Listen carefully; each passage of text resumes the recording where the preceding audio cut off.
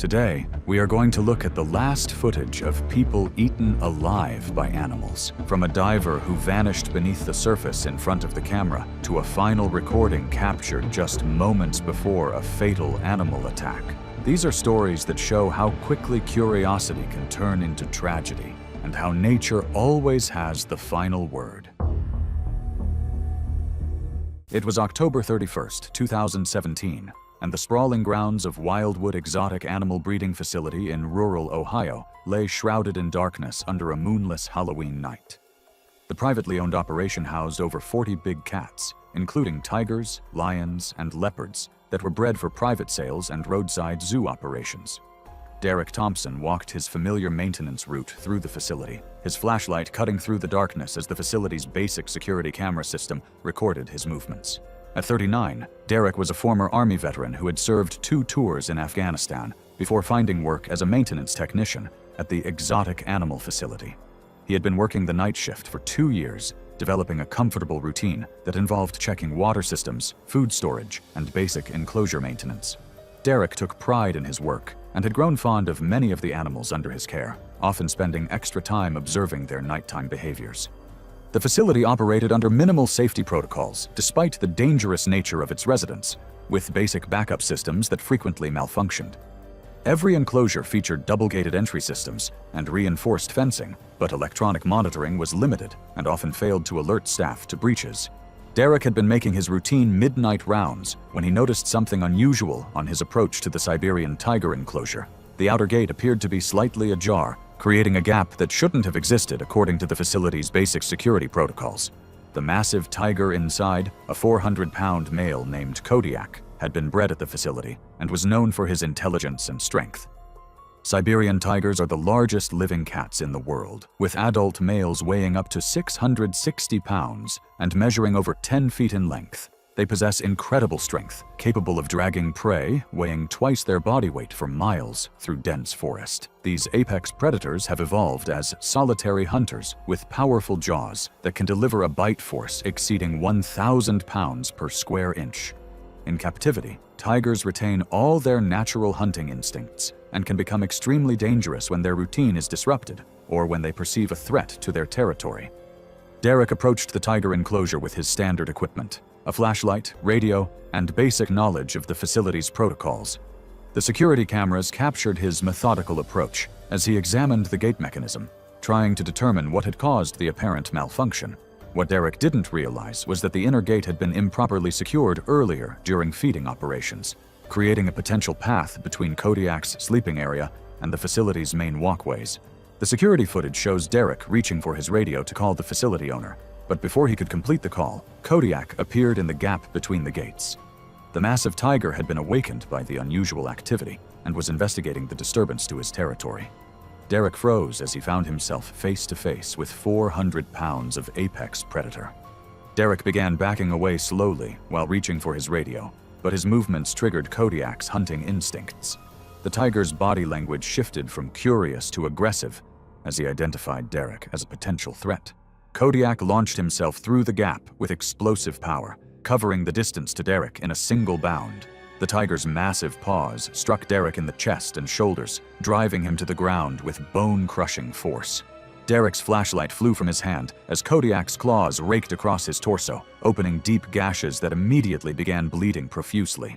Security cameras captured portions of the horrific attack as Kodiak's jaws clamped down on Derek's shoulder and upper torso. The tiger's 4-inch canine teeth penetrated through muscle and bone, while his powerful neck muscles shook Derek violently. Derek managed to activate his radio during the initial moments of the attack, his desperate calls for help clearly audible on the facility's communication system. Kodiak dragged Derek's body toward the tiger enclosure, displaying the territorial behavior that made these predators so dangerous in captivity. The attack continued for a minute, as the tiger's natural killing instincts drove him to ensure his victim was completely subdued. Derek's movements gradually ceased as massive trauma and blood loss overwhelmed his system. Emergency responders arrived to find Kodiak had returned to his enclosure area, where he remained agitated from the encounter. County sheriff's deputies and wildlife officers surrounded the facility as emergency protocols were activated. After failed attempts to safely contain the situation, law enforcement was forced to shoot Kodiak, when he showed continued aggressive behavior toward rescue personnel attempting to reach Derek's body. The investigation revealed that the inner gate had been improperly secured during evening feeding operations, while Derek's decision to investigate the enclosure alone had violated basic safety protocols. The facility's inadequate safety systems and poor maintenance procedures had created the conditions that led to the fatal encounter. The security footage became evidence in subsequent legal proceedings against the facility owner, who was later charged with felony negligence following a prolonged investigation and multiple OSHA violations. Derek's family filed a wrongful death lawsuit, and the facility was permanently closed following extensive state and federal investigations into its operations. But Derek's encounter with an escaped Siberian tiger wasn't the only time security cameras captured the deadly consequences of working with dangerous animals. It was June 14, 2015, and the crystal-clear waters surrounding Australia's Neptune Islands shimmered under the Southern Ocean sun as Dr. Amanda Foster prepared for what would be her final research dive. The remote location, situated off the coast of South Australia, was renowned as one of the world's premier great white shark research sites, attracting marine biologists from around the globe who sought to study these apex predators in their natural habitat. At 32, Dr. Foster was a respected marine biologist who had dedicated her career to understanding great white shark behavior and ecology. She had earned her doctorate before specializing in shark research that had taken her to dangerous waters around the world. Foster was known among her colleagues for her willingness to take calculated risks to obtain unprecedented footage and data that other researchers couldn't access. Foster had been conducting research as part of a small team funded by a major marine conservation organization, using state-of-the-art underwater camera equipment to document great white feeding behaviors around seal colonies. Her research vessel was equipped with a protective shark cage and remote-operated camera systems that allowed her to observe and record shark behavior while maintaining a safe distance from these powerful predators. The Neptune Islands represented the perfect laboratory for Foster's research, as the area's large seal population attracted numerous great white sharks throughout the year. Foster had been documenting feeding patterns and social interactions between sharks for several weeks, building a comprehensive database of behavioral observations. Great white sharks are among the ocean's most formidable predators, with adults reaching lengths of up to 20 feet and weights exceeding 5,000 pounds. They possess incredible speed and agility despite their massive size, capable of breaching completely out of the water when attacking prey. Their powerful jaws contain multiple rows of razor-sharp teeth designed for gripping and tearing flesh, while their keen senses allow them to detect blood and electrical fields from great distances. Foster had been working from her protective cage when her primary underwater camera system malfunctioned, displaying error messages that indicated a critical failure in the recording equipment. The malfunction threatened to compromise weeks of valuable research data, and Foster faced the difficult decision of whether to abort the dive or attempt to repair the equipment manually. The team decided that Foster would move partially outside the cage perimeter while maintaining visual contact with the team, following established protocols for cage exit procedures. However, during the maintenance operation, Foster's safety tether failed due to a connection point that had been improperly secured by a team member.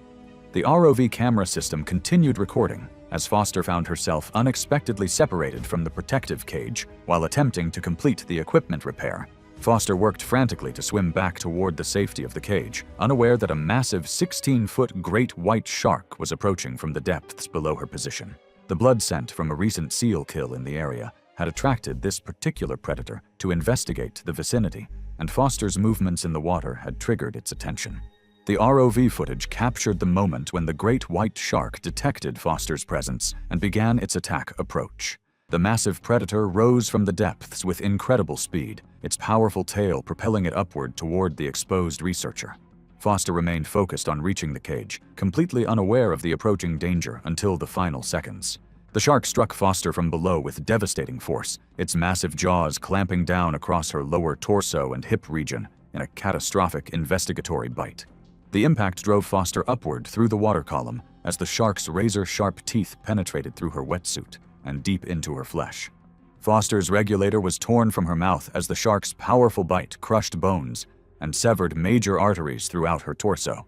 The great white shark released Foster after the initial bite and circled away, following its natural hunting pattern of bite and release investigation. However, the massive blood loss from Foster's injuries began immediately compromising her ability to swim or maintain consciousness. The catastrophic damage from the shark's bite had severed multiple major arteries, causing rapid exsanguination that made survival impossible even with immediate medical intervention. The research vessel's crew discovered the attack when Foster failed to respond to surface communications, and an emergency signal was triggered moments later when her line went slack. The ROV camera footage provided clear evidence of what had occurred, showing Foster's accidental separation from the cage and the shark's natural investigatory response to her presence in the water. Foster's personal camera equipment was destroyed on impact during the attack. The marine biology community was devastated by the loss of such a promising researcher, and Foster's death led to enhanced safety protocols for shark research operations worldwide. The incident highlighted the extreme dangers of working with apex predators and the critical importance of maintaining equipment integrity during cage exit procedures. Yet Dr. Foster's fatal encounter with a great white shark wasn't the only time cameras captured the deadly consequences of underestimating dangerous predators. It was March 8, 2016, and the evening feeding routine at Sunshine Roadside Zoo in rural Florida proceeded according to the facility's basic schedule as Maria Santos prepared the lion's dinner. The 28-year-old animal caretaker moved through the big cat area with practiced efficiency, her every movement monitored by the basic security camera system that recorded activities within the facility for insurance purposes. Maria had been working with big cats for 5 years, developing expertise in animal behavior and husbandry that had made her one of the facility's most trusted employees. She had started as a volunteer while studying animal science in college before being hired full-time to work specifically with the Roadside Zoo's collection of African lions, tigers, and leopards. Maria was known for her confidence around dangerous animals and her ability to read their behavioral cues. The facility housed 12 big cats in a series of basic enclosures designed to provide minimal safety for staff and basic housing for the animals. Each enclosure featured simple safety barriers, including service areas where staff could prepare food and perform maintenance with limited protection from the animals. Maria was responsible for feeding the facility's pride of African lions, which included a 350-pound male named Simba and 2 adult females. The lions had been acquired from a failed roadside zoo and had lived at the facility for 3 years, developing routines and relationships with their caretakers. African lions are apex predators that have evolved as cooperative hunters, with males weighing up to 420 pounds and possessing incredible strength and speed. They are highly intelligent animals with complex social structures, but they retain all their natural hunting instincts, even in captivity. Lions are particularly dangerous during feeding time, as their predatory responses are heightened and they may view any intrusion as a threat to their food source. Their powerful jaws can deliver a bite force exceeding 650 pounds per square inch, while their razor-sharp claws can inflict devastating wounds. Maria had been preparing the lion's evening meal in the service area adjacent to their main enclosure when she accidentally dropped a food bucket into the lion's territory. The bucket contained raw meat that represented a significant portion of the cat's daily nutrition, and Maria knew she needed to retrieve it to maintain their feeding schedule. The security cameras captured Maria's fatal decision to enter the lockout zone to retrieve the dropped bucket. What she didn't realize was that the shift door between the service area and the main enclosure had been left unlocked earlier that day during routine cleaning operations. The oversight created a potential pathway between Maria and the hungry lions. Maria bent down to pick up the food bucket, her back turned to the unlocked shift door. The security footage shows Simba, the massive male lion, pushing through the unlocked door and entering the lockout zone behind Maria as she focused on retrieving the scattered meat. The lion moved with the silent stealth that made his species such effective hunters, approaching to within striking distance before Maria became aware of his presence. Maria turned around to face Simba just as the 350-pound predator launched his attack. The lion's massive paws struck Maria in the chest and shoulders, driving her to the ground with bone-crushing force. Simba's claws raked across Maria's torso, opening deep gashes that immediately began bleeding profusely as his jaws sought purchase on her neck and throat. The security cameras recorded Maria's desperate struggles as Simba's powerful jaws clamped down on her throat in the classic lion-killing bite. The lion's natural hunting instincts drove him to maintain his suffocating grip, using his massive weight to pin Maria to the ground while his jaws worked to crush her airway. Maria struggled briefly before her movements rapidly weakened, her movements gradually weakening as asphyxiation and blood loss overwhelmed her system. Other staff members were alerted by the commotion and arrived within several minutes, immediately attempting to divert Simba's attention using makeshift tools and shouting. However, their intervention came too late, as Maria had already succumbed to suffocation and massive trauma from the lion's crushing bite and sustained attack. Maria died from asphyxiation and massive trauma to her neck and torso, her injuries consistent with a lion's killing bite. The investigation revealed that the unlocked shift door had created the dangerous situation that led to Maria's death. The facility's minimal safety protocols had been violated when staff failed to secure the door after completing cleaning operations.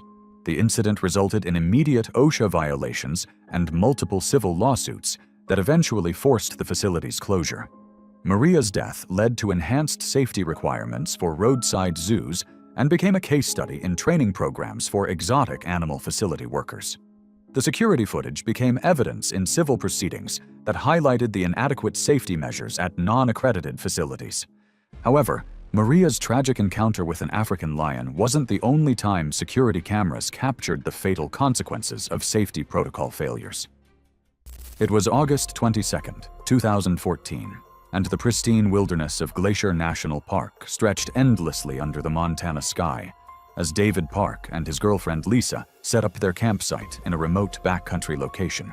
The 35-year-old amateur nature enthusiast had positioned a trail camera near their tent to capture wildlife footage, hoping to document their wilderness experience and the magnificent animals that called this rugged landscape home. David worked as a software engineer in Seattle, but spent his free time pursuing outdoor adventures throughout the Pacific Northwest. He had limited experience with true wilderness camping and had underestimated the dangers present in grizzly bear country, despite receiving comprehensive safety briefings from park rangers. David's enthusiasm for wildlife photography had led him to take risks that more experienced outdoorsmen would have avoided. The couple had hiked 8 miles into the backcountry to reach their designated campsite, carrying all their food and equipment in backpacks designed for extended wilderness travel. Park regulations required all food to be stored in bear-proof containers provided at each campsite, but David had decided to keep some snacks and toiletries in their tent for convenience during the night. The remote location offered spectacular views of glaciated peaks and pristine alpine meadows, but it also provided ideal habitat for one of North America's most dangerous predators. Grizzly bears were common throughout this section of the park, and campers were required to follow strict food storage protocols to prevent dangerous encounters with these powerful animals. Grizzly bears are among North America's largest and most powerful predators, with adult males weighing up to 800 pounds and possessing incredible strength and speed. They have an excellent sense of smell that can detect food odors from several hundred meters away, and they will aggressively investigate any potential food sources in their territory. Grizzlies are omnivores that require massive amounts of calories to survive, especially during the fall months when they are preparing for winter hibernation. They are highly intelligent animals with excellent memories, and they can become food conditioned if they successfully obtain human food, making them extremely dangerous to future campers. David's trail camera had been recording throughout the night when a massive 600-pound grizzly bear approached their campsite at dawn, attracted by the food odors emanating from their tent. The bear had detected the improperly stored food from approximately 400 meters away and had followed the scent trail directly to their location. The trail camera captured the bear's initial investigation of their campsite as it used its powerful nose to locate the source of the food odors. The grizzly began tearing at their tent fabric with its massive claws, trying to reach the food stored inside. David and Lisa were awakened by the sounds of the bear's investigation, finding themselves trapped inside their tent with a massive predator just inches away. David made the fatal decision to confront the grizzly bear instead of following the park's recommended protocols for bear encounters. The trail camera recorded him emerging from the tent and attempting to scare away the 600-pound predator by yelling and throwing objects.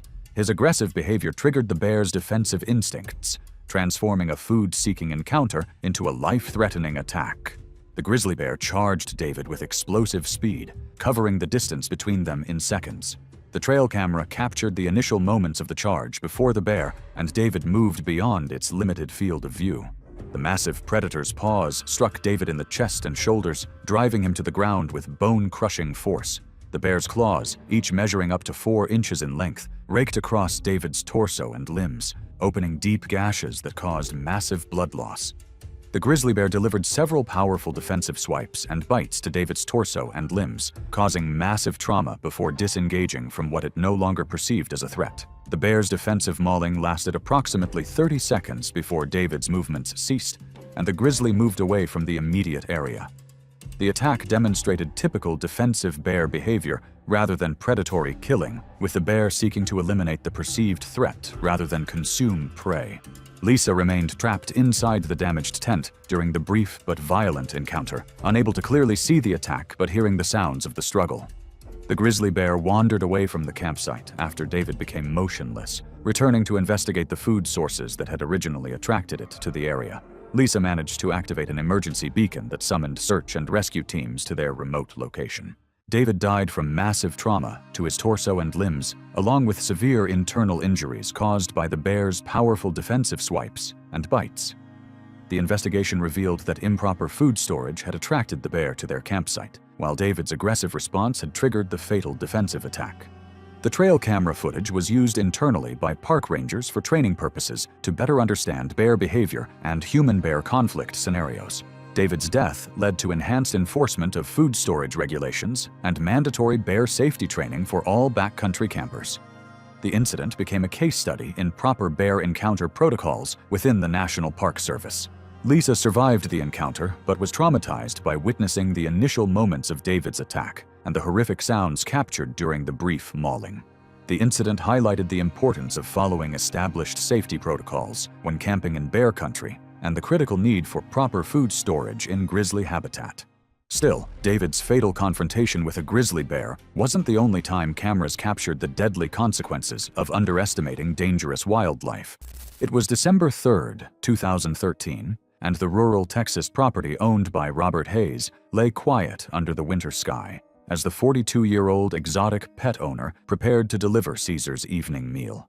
Robert had illegally owned the 140-pound adult chimpanzee named Caesar for over a decade, raising him from infancy and documenting their relationship through countless hours of video footage. Robert worked as a long-haul truck driver, but spent his free time caring for Caesar, whom he treated more like a human child than a dangerous wild animal. He had built an improvised enclosure on his property using chain-link fencing and wooden posts, often filming their interactions for his own entertainment, creating a collection of videos that showed him playing with and caring for the increasingly large and powerful primate. The property's security system recorded all activity around Robert's home, including the area where Caesar's makeshift enclosure was located. Robert had installed the cameras initially to monitor Caesar's behavior when he was away on trucking jobs, but the system had also captured the gradual changes in the chimpanzee's behavior as he matured from a playful juvenile into a powerful and potentially dangerous adult. Robert had failed to recognize that Caesar's behavior had become increasingly aggressive and territorial as he reached sexual maturity. Adult male chimpanzees undergo significant behavioral changes that make them unsuitable as pets, developing strength and aggression that can be deadly to humans. Chimpanzees possess incredible grip strength and bite force that far exceeds human capabilities, with their powerful jaws containing large canine teeth designed for fighting and intimidation. Their long arms give them incredible reach and leverage advantages over humans, while their superior endurance allows them to maintain violent attacks longer than their victims can resist. Chimpanzees are highly intelligent, but also extremely territorial and aggressive, especially males who use violence to establish dominance. Robert entered Caesar's enclosure carrying the chimpanzee's evening meal, intending to deliver the food as part of their established routine. The security cameras captured his approach as Caesar immediately became agitated by the interruption during his resting period. The chimpanzee's body language showed clear signs of aggression that Robert failed to recognize or understand. Caesar had been resting in his favorite spot when Robert entered the enclosure, and the chimpanzee interpreted the intrusion as a challenge to his territory. The security footage shows Caesar's hair standing on end as he displayed the threatening postures that wild chimpanzees use to intimidate rivals and establish dominance. Robert continued his approach with the food, completely unaware that Caesar's behavior had shifted from curiosity to outright aggression. The chimpanzee's territorial instincts had been triggered by Robert's presence, and Caesar began displaying the violent behavior that made adult male chimpanzees so dangerous in captivity. Caesar attacked Robert with explosive violence, using his incredible grip strength to overpower the human who had raised him from infancy. The chimpanzee's powerful arms grabbed Robert and threw him to the ground with bone-crushing force, while his large canine teeth bit deeply into Robert's face and hands in a chaotic burst of aggression. The security cameras recorded the brutal assault as Caesar delivered devastating bites to Robert's face, hands, and torso with lightning speed. The chimpanzee's attack was swift and overwhelming, with Caesar using his superior strength and endurance to inflict massive damage before Robert could mount any effective defense or escape. Robert's desperate attempts to protect himself only intensified Caesar's assault, as the chimpanzee's territorial instincts drove him to completely dominate the perceived threat. The violent encounter occurred in several violent bursts over a short period, with Caesar delivering crushing bites and using his powerful grip to prevent Robert from escaping the enclosure. Caesar delivered a final devastating attack to Robert's head and neck before retreating to the far side of the enclosure, having established his dominance over the territory. The chimpanzee began tearing at sections of the chain-link fencing and wooden posts, using his incredible strength to damage the improvised barriers. Neighbors heard the commotion and called authorities, who arrived within 20 minutes of the initial attack. Police officers were forced to shoot Caesar when he displayed aggressive behavior toward the responding officers, preventing his escape into the surrounding countryside, where he could have posed a threat to the community. Robert died from massive trauma to his head, face, and torso, succumbing to blood loss and shock shortly after the attack. The investigation revealed that Robert had been keeping the chimpanzee illegally and without proper permits or safety measures. The security footage provided clear evidence of how the attack had unfolded and the swift violence that had led to Robert's death. The incident highlighted the extreme dangers of keeping adult primates as pets and led to stricter enforcement of exotic animal ownership laws throughout Texas. The horrific security footage became evidence in legal proceedings and was later used in educational programs about the dangers of exotic pet ownership. It was October 14th, 2016, and the remote cabin of Harold Hal Bergstrom sat nestled deep in the Montana wilderness, just 15 miles from the eastern boundary of Glacier National Park. The rustic log structure, surrounded by towering pines and golden aspens touched by early autumn frost, had been Harold's sanctuary for 8 years since his beloved wife Margaret lost her battle with cancer. At 60, the retired forest ranger had chosen complete isolation over the painful memories of their suburban home, finding solace in the same wilderness he had protected for over 3 decades. Harold's weathered hands moved methodically as he split firewood behind his cabin, the rhythmic thud of his axe echoing across the silent valley. The first significant snowfall of the season had arrived unexpectedly, blanketing the surrounding peaks in pristine white and signaling the approach of a harsh Montana winter. The cabin itself reflected Harold's stubborn independence and disdain for what he considered unnecessary precautions. Unlike neighboring properties, his home lacked proper bear-proofing measures. No reinforced doors, no bear-resistant garbage containers, and no electric fencing. Harold viewed such precautions as signs of weakness, believing his knowledge of animal behavior made him immune to the dangers that threatened ordinary people. That afternoon, Harold had been smoking salmon in his kitchen, the rich aroma filling his home as he prepared his winter protein stores. The scent drifted through the mountain air, carried by shifting winds across miles of wilderness, where one of nature's most powerful predators was beginning his final preparations for winter hibernation. Grizzly bears are among North America's most formidable predators, with adult males weighing between 600 and 800 pounds and possessing the strength to overturn automobiles. These massive omnivores can run up to 35 miles per hour despite their bulk, and their sense of smell is 7 times more powerful than a bloodhound's, allowing them to detect food sources from miles away. During late fall, grizzlies enter a state called hyperphagia, consuming up to 20,000 calories per day to build fat reserves for winter hibernation. As evening approached, Harold propped open his back door to create a cross breeze while he carried armloads of split wood into his cabin.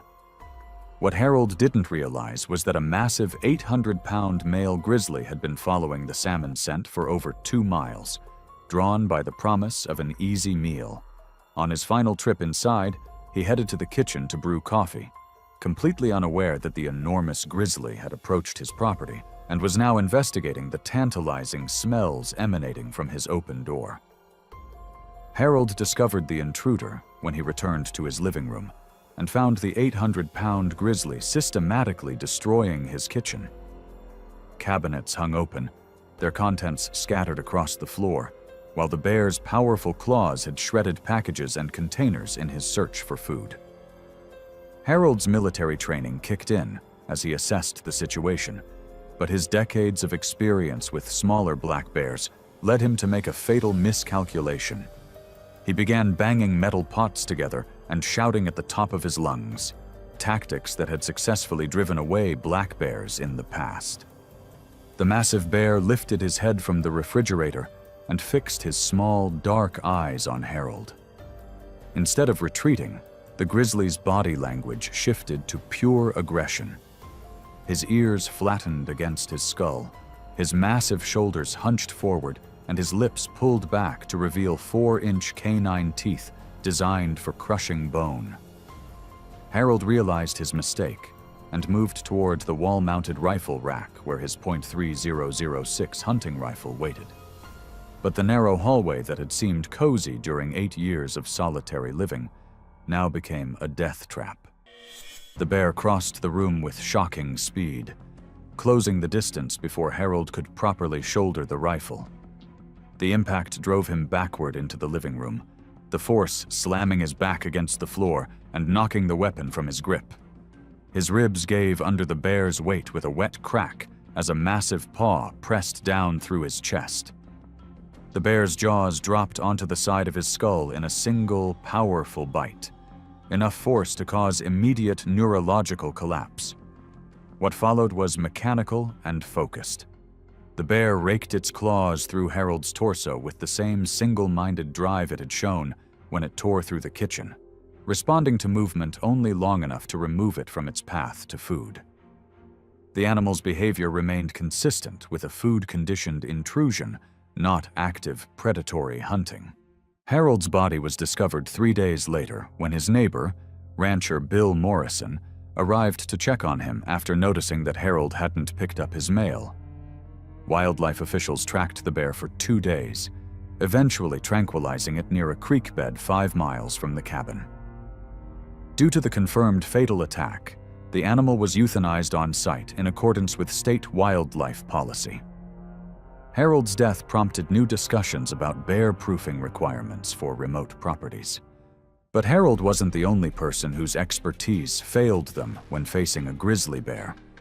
In Alaska, a nature photographer's pursuit of the perfect shot would lead to a deadly encounter with a protective mother and her cubs.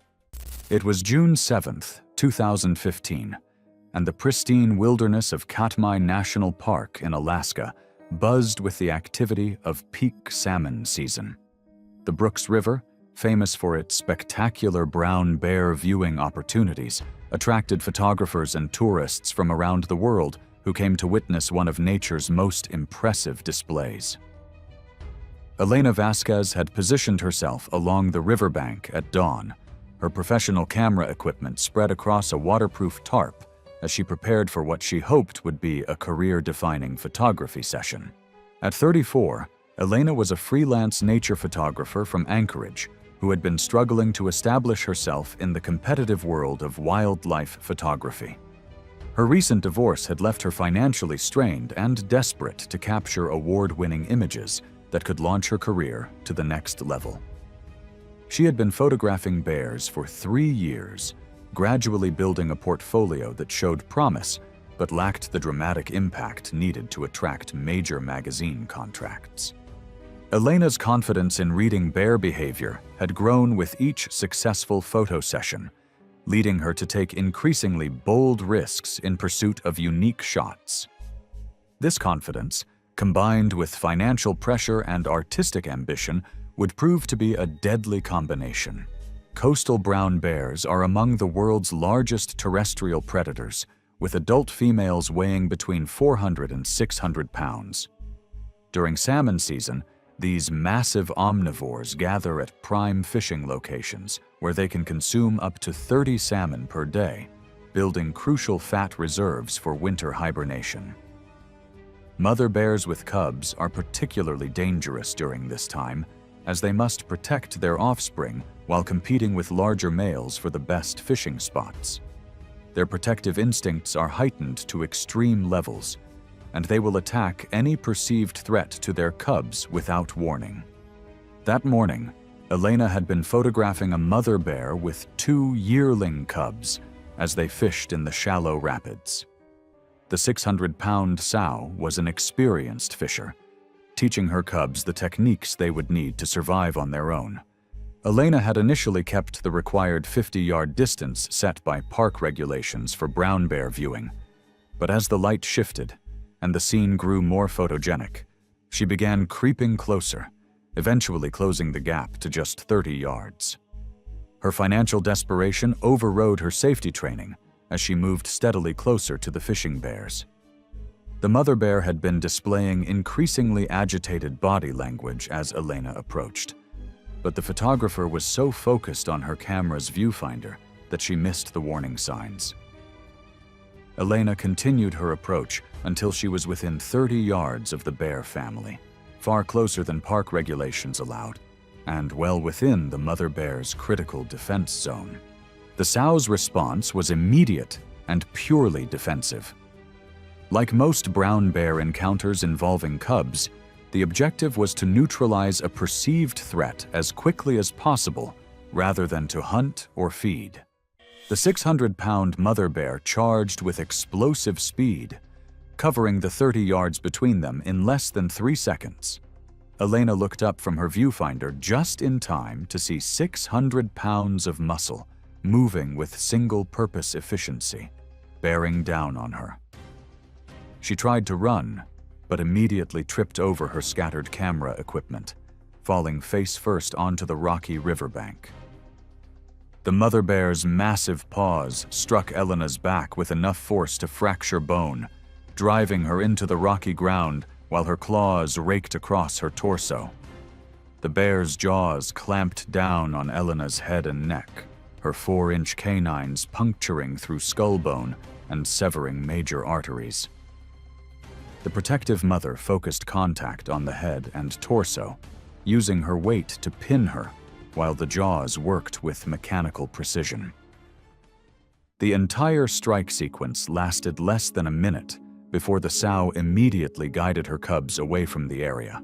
Other photographers witnessed the incident from the required safe distance, but could only call for help and document the consequences of violating distance protocols.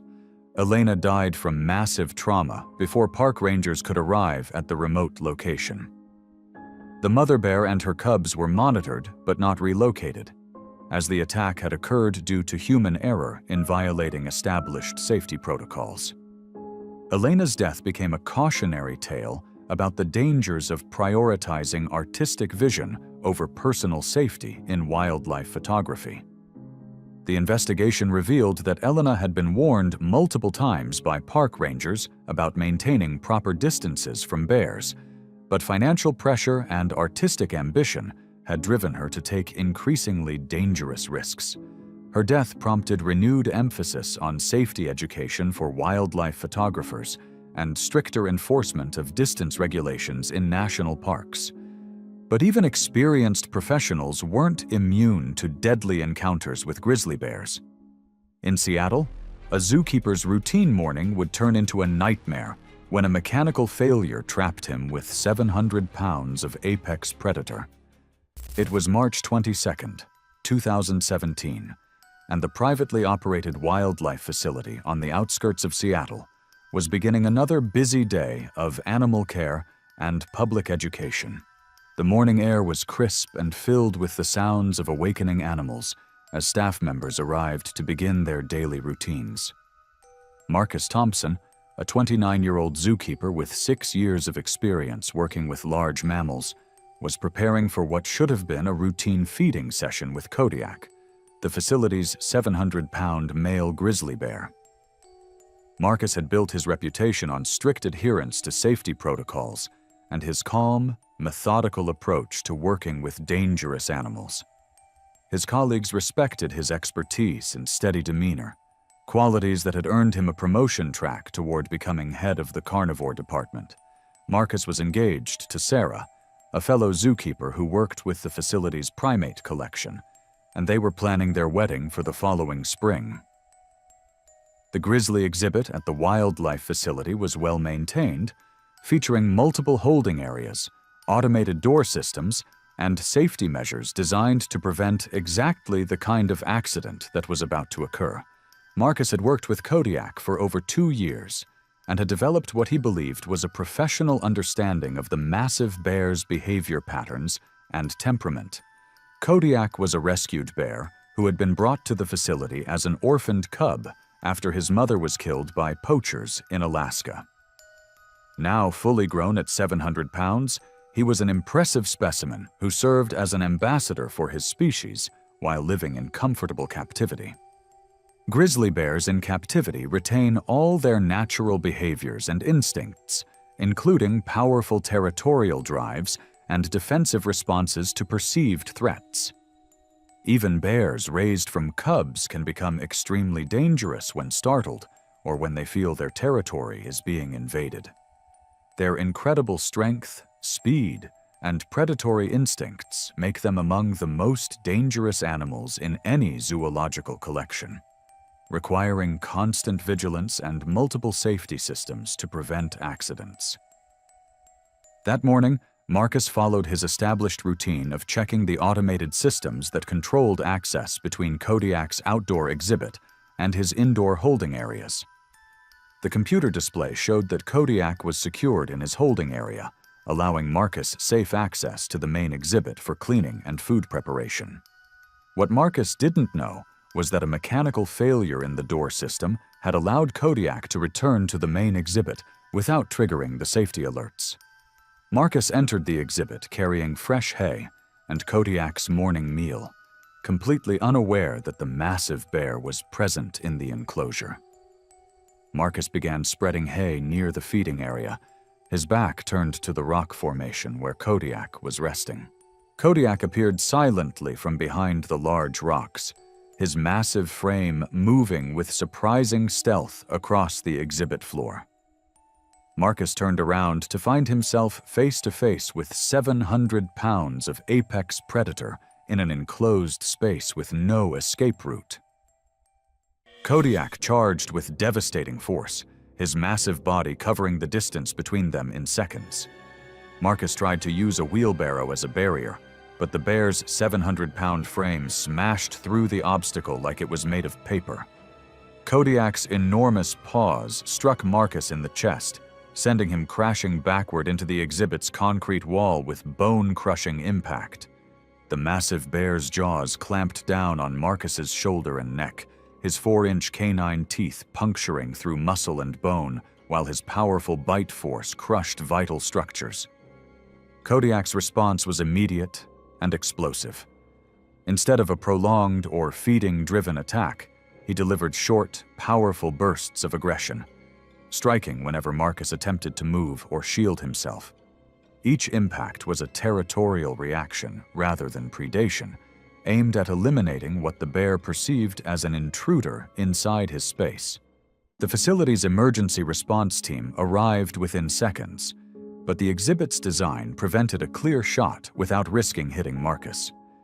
The veterinary team deployed tranquilizer equipment, but Marcus had already sustained fatal injuries during the brief but devastating attack.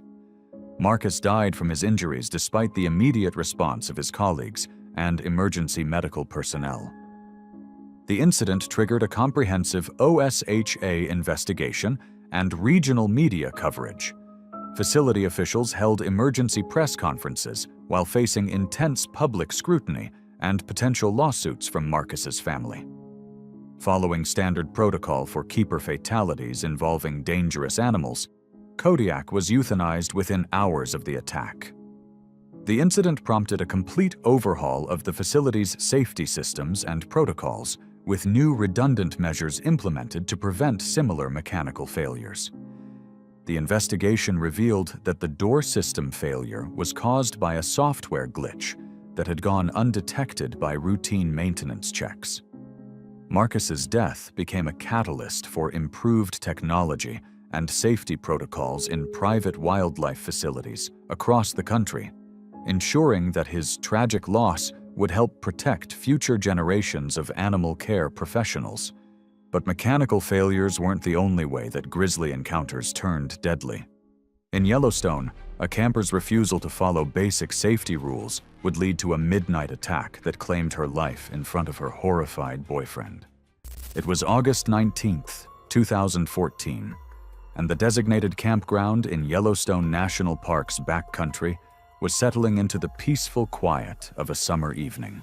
Rebecca "Becca" O'Sullivan and her boyfriend Jake had set up their tent in a prime location surrounded by towering pines and within walking distance of a crystal-clear mountain stream.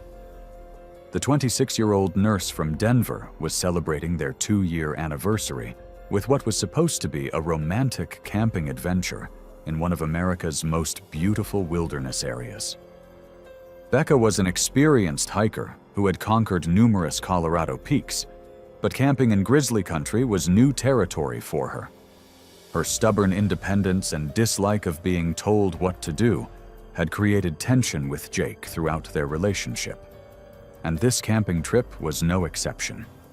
Despite Jake's repeated warnings about bear safety protocols, Becca had insisted on bringing scented toiletries, snacks, and other aromatic items into their tent. The couple had spent the day hiking through spectacular mountain scenery, photographing wildlife, and enjoying the pristine wilderness that made Yellowstone famous. As evening approached, Jake had tried once again to convince Becca to store their food and scented items in the bear-proof containers provided by the Park Service. Becca dismissed his concerns as paranoia, insisting that bears were more afraid of humans than humans were of bears. Yellowstone National Park sits at the core of a larger 22 million-acre ecosystem that supports over 1,000 grizzlies. Around 150 to 200 of those bears have home ranges that overlap directly with the park's boundaries, and many have learned to associate human campsites with easy calorie opportunities. Young male bears are particularly dangerous, as they are often desperate for calories and willing to take risks that older, more experienced bears would avoid. Their powerful sense of smell can detect food odors from miles away, drawing them directly to improperly secured campsites. That night, Becca and Jake settled into their tent with a false sense of security, surrounded by the peaceful sounds of the wilderness. Becca had hidden energy bars, trail mix, and scented toiletries in her sleeping bag, convinced that the thin nylon walls of their tent would provide adequate protection from any curious wildlife.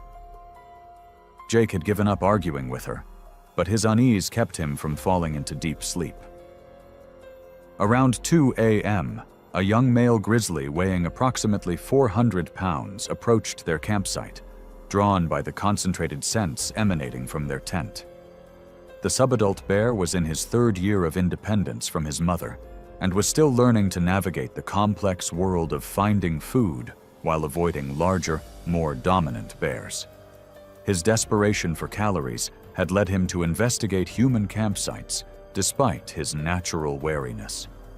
The bear began investigating their tent by sniffing around the perimeter, his powerful nose easily detecting the concentrated food odors coming from inside.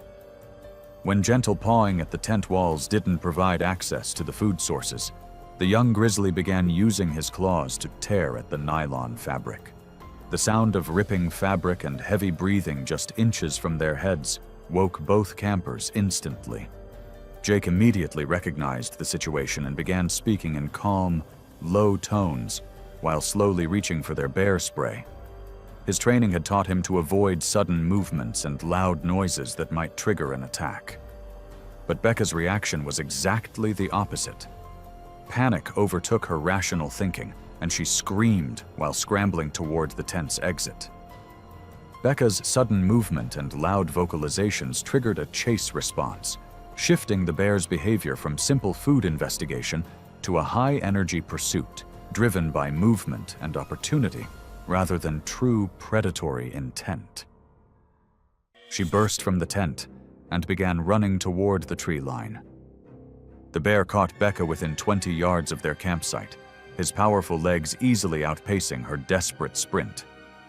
His massive paws struck her back with crushing force, sending her tumbling face first into the rocky ground, while his weight pinned her beneath his massive frame.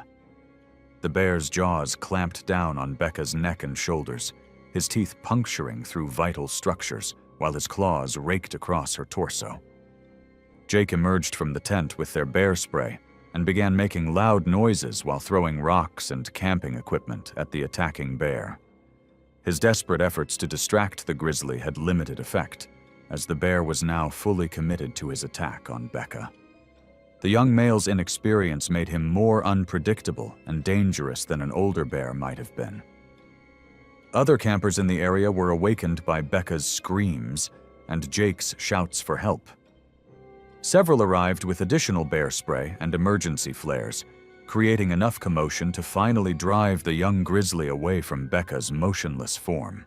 The bear retreated into the darkness, leaving behind a scene of devastation that would haunt the witnesses for years. Becca had suffered catastrophic injuries to her neck, torso, and limbs during the brief but violent attack.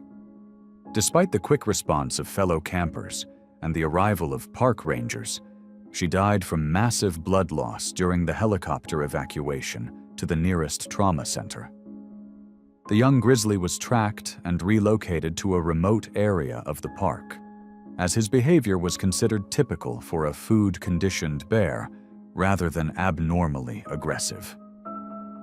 The investigation revealed that Becca's violation of food storage regulations had directly contributed to the fatal encounter. The campsite was temporarily closed, and officials posted hazard advisories to warn other backcountry visitors. Her death prompted renewed emphasis on bear safety education and stricter enforcement of food storage requirements throughout Yellowstone. Jake required extensive counseling to deal with the trauma of witnessing the attack and his inability to save the woman he loved. The tragedy became a powerful reminder that wilderness safety rules exist for critical reasons, and that even experienced outdoor enthusiasts can fall victim to overconfidence and poor decision-making. Becca's death highlighted the importance of following established protocols, even when they seem unnecessary or overly cautious. But food storage wasn't the only factor that could lead to deadly grizzly encounters. In Montana, a hiker's wrong turn and panicked reaction would cost him his life when he stumbled upon a feeding bear in her territory. It was September 5, 2013, and the rugged backcountry of Glacier National Park stretched endlessly in all directions as David Chen made his way along what he believed was the established trail system. The 38-year-old software engineer from Seattle was 3 days into his first solo backpacking adventure, a journey he had planned as a way to rebuild his confidence and independence following a difficult divorce. The autumn air was crisp and clear, with golden aspens providing a stunning backdrop to the towering peaks that surrounded him. David's inexperience in wilderness navigation had led him astray from the marked trail system, though he remained unaware of his mistake as he pushed deeper into unmarked territory. His minimal preparation and overconfidence in his ability to handle whatever challenges the wilderness might present had already put him in a dangerous situation that was about to become deadly.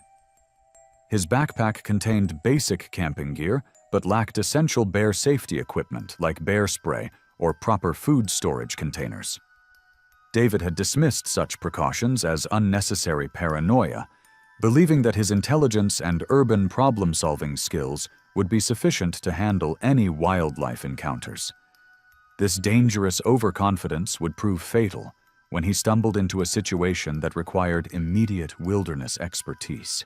The unmarked trail David was following wound through dense forest and rocky terrain that provided perfect habitat for the grizzly bears that called Glacier National Park home.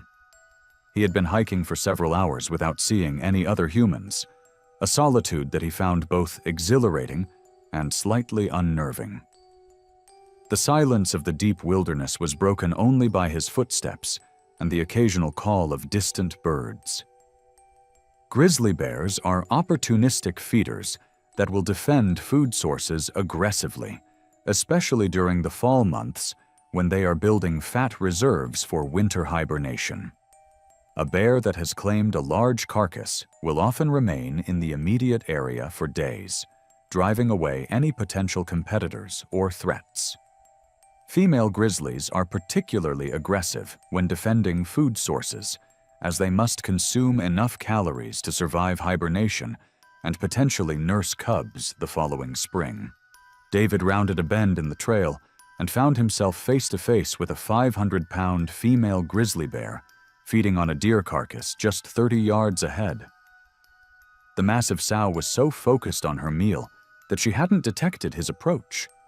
But the moment David appeared in her line of sight, her entire demeanor changed from calm feeding to aggressive territorial defense.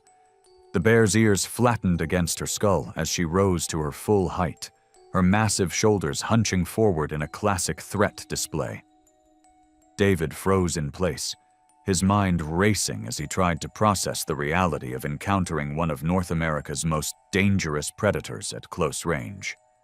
His lack of wilderness experience left him completely unprepared for the split-second decision that would determine whether he lived or died.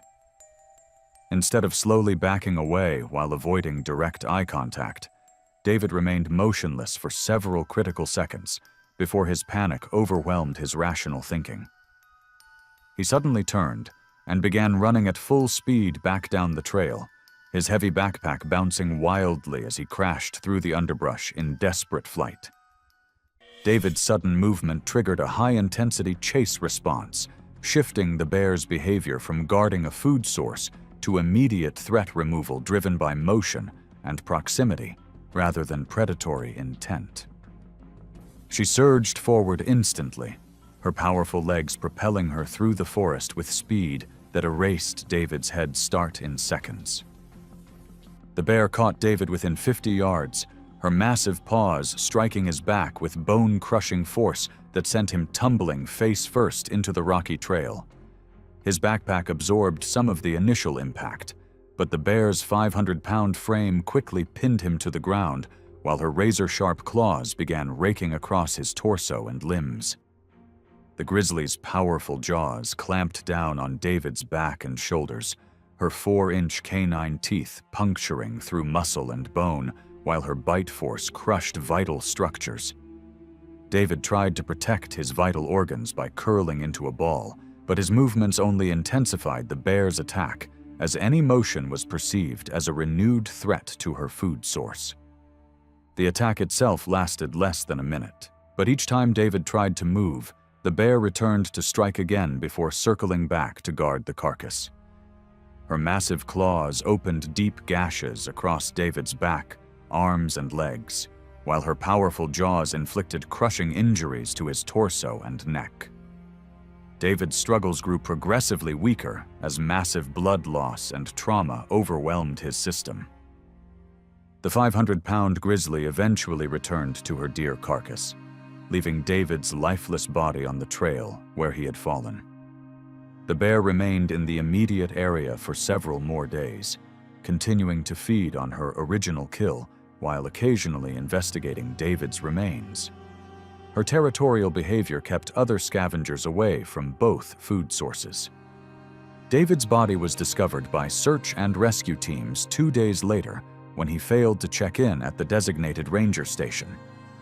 The recovery operation required careful coordination with wildlife officials to ensure the safety of rescue personnel, as the grizzly was still defending her territory in the immediate area. The bear was monitored but not relocated, as wildlife officials determined that she had been defending a natural food source in her established territory. David's death was ruled as the result of human error in navigation and wildlife encounter protocols. The incident prompted renewed emphasis on wilderness safety education and the importance of proper preparation for solo backcountry travel.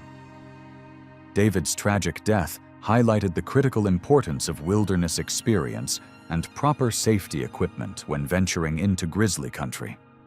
His overconfidence and lack of preparation had put him in a situation where a single wrong decision proved fatal, serving as a sobering reminder that the wilderness demands respect and expertise from all who enter its domain. It was August 12, 2015, in a quiet neighborhood in Fort Lauderdale, Florida. The late afternoon sun was setting, casting long shadows across the well-kept lawns. From the street, nothing seemed unusual, and the houses looked calm. But inside one of the homes at the end of the street, an accident was quietly taking shape. Roger Halston was 45 years old and lived alone in his two-story house. He had been obsessed with snakes since his 20s, and over the years had built a collection of more than 50 snakes. His collection included large Burmese pythons, king cobras, and several species of vipers. He had changed his home to fit them, filling the basement with glass tanks, heat lamps, and other equipment. The air was thick with the musky smell of snake waste, which he considered a minor problem. Roger spent his time reading about snakes, keeping feeding logs and watching behavior, rarely leaving the basement for anything else. A week earlier, Roger had bought a rare white king cobra from a private seller. Known for being unpredictable, the snake was considered both a challenge and a prized addition among collectors. Earlier that week, a python had bitten him while he was fixing its tank, but he dismissed it as minor. That evening, he planned to feed several snakes at once, confident he could manage the risks. Friends and fellow hobbyists had warned him repeatedly against handling multiple venomous snakes at the same time, warning that even a small mistake could be fatal. But he ignored them. The basement was dimly lit, with heat lamps buzzing above each tank. Feeding containers and empty boxes were scattered across the floor, along with snake-handling tools and partially prepared frozen rodents. The aisles between tanks were narrow, leaving little room to move. The snakes themselves ranged from 10-foot Burmese pythons to adult king cobras, each capable of deadly defensive behavior if startled.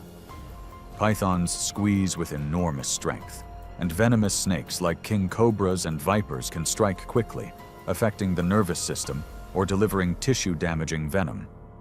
Neighbors had noticed unusual activity in Roger's home.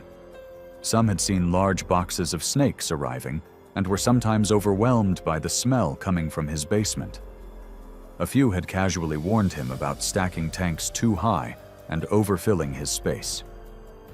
Local rules required secure handling and containment for venomous snakes. But Roger, overconfident in his experience, ignored the warning signs. He overlooked hissed warnings, defensive coiling, and repeated strikes at his gloved hands during routine feeding. At about 7:45 p.m., Roger began the feeding process. He carried several dead rodents into the basement, moving from tank to tank.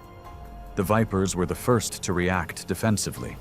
One viper jerked backward sharply when Roger's hand approached, narrowly missing a bite. Distracted, he stepped awkwardly, his foot catching the edge of a nearby python tank. The small python tipped over, falling with a crash that echoed across the cramped basement. The noise startled several snakes in the immediate area. One python lunged defensively at Roger's legs, followed moments later by another reacting to nearby movement. The white king cobra, sensing sudden disturbance, struck defensively at exposed arms and legs. Each snake acted independently, responding to vibrations, sudden motions, and unfamiliar sounds in its immediate environment. Other snakes coiled defensively or retreated to corners of the basement, avoiding direct involvement. A neighbor, Sarah Peterson, later reported hearing loud hisses, thuds, and breaking glass faintly audible through a partially open basement window.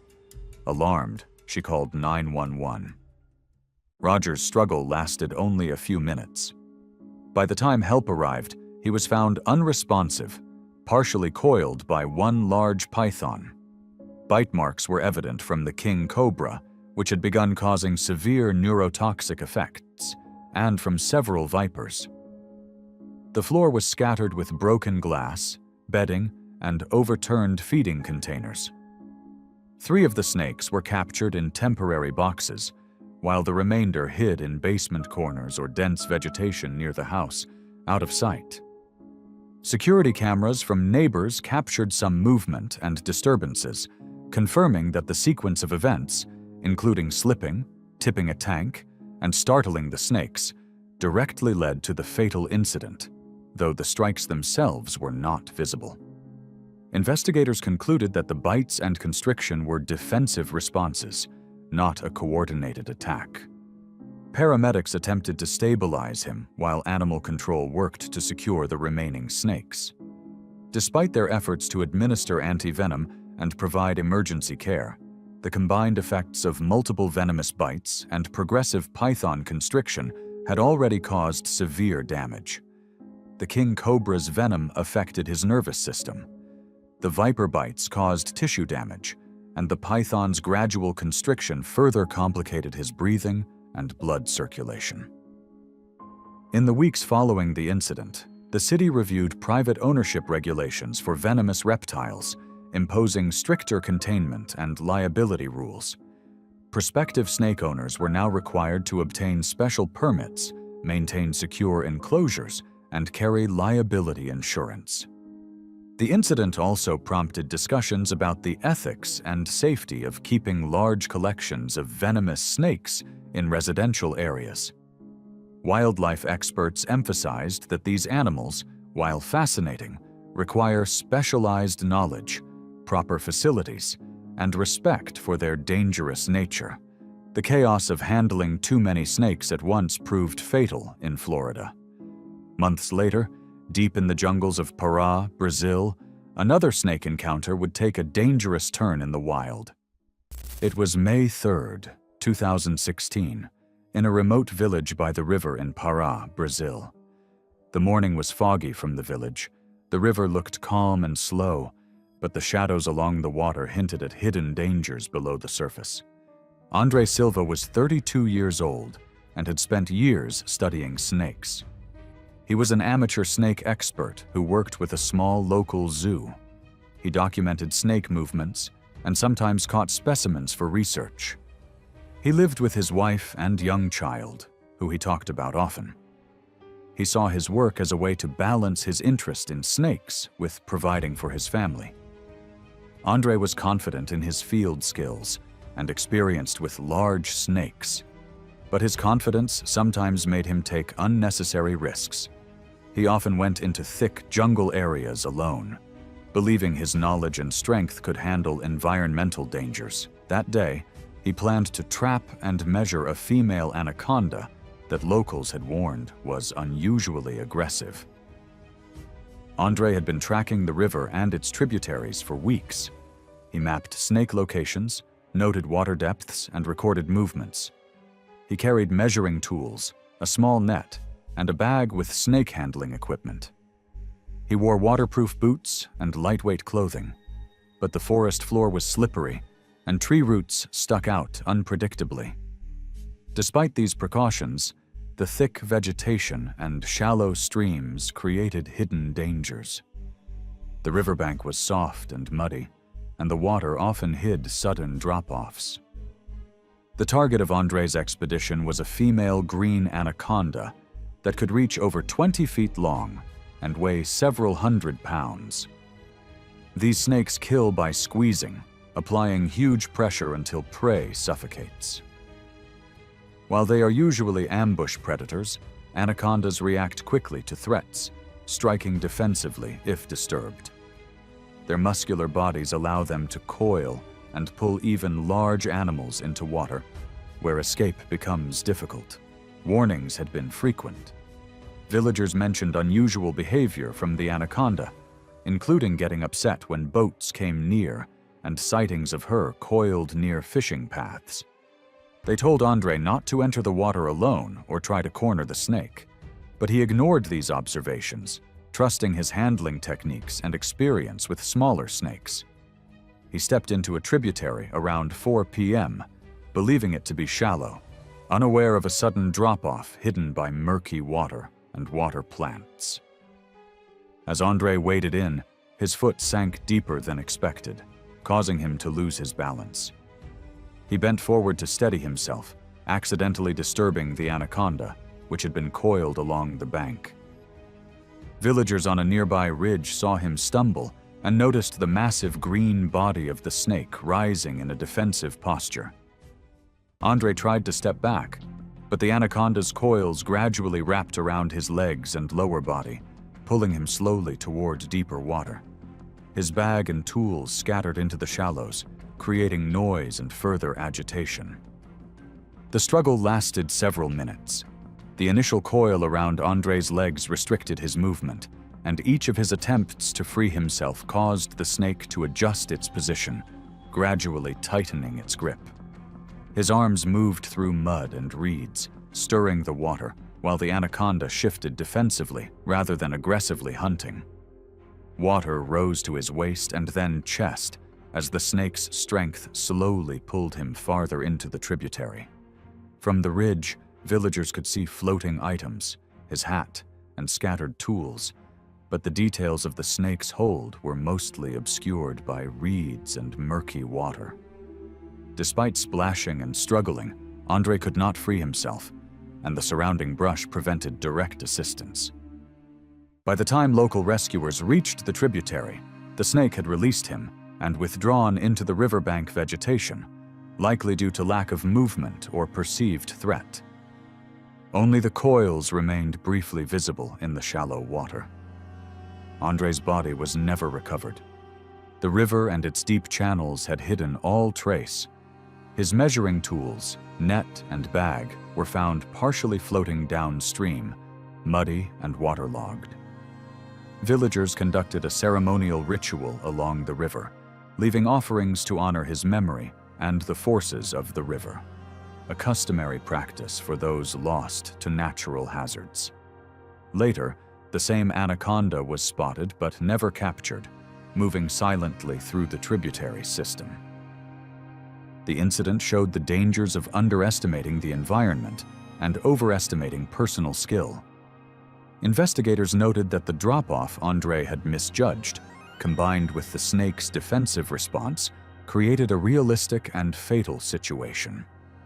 From the rivers of Brazil to the remote farms of Queensland, encounters with large constrictors continued to turn deadly. Even in open pastures, the risks of handling powerful snakes could escalate in an instant. It was September 21st, 2014, in rural Queensland, Australia. The evening was humid and it had rained earlier.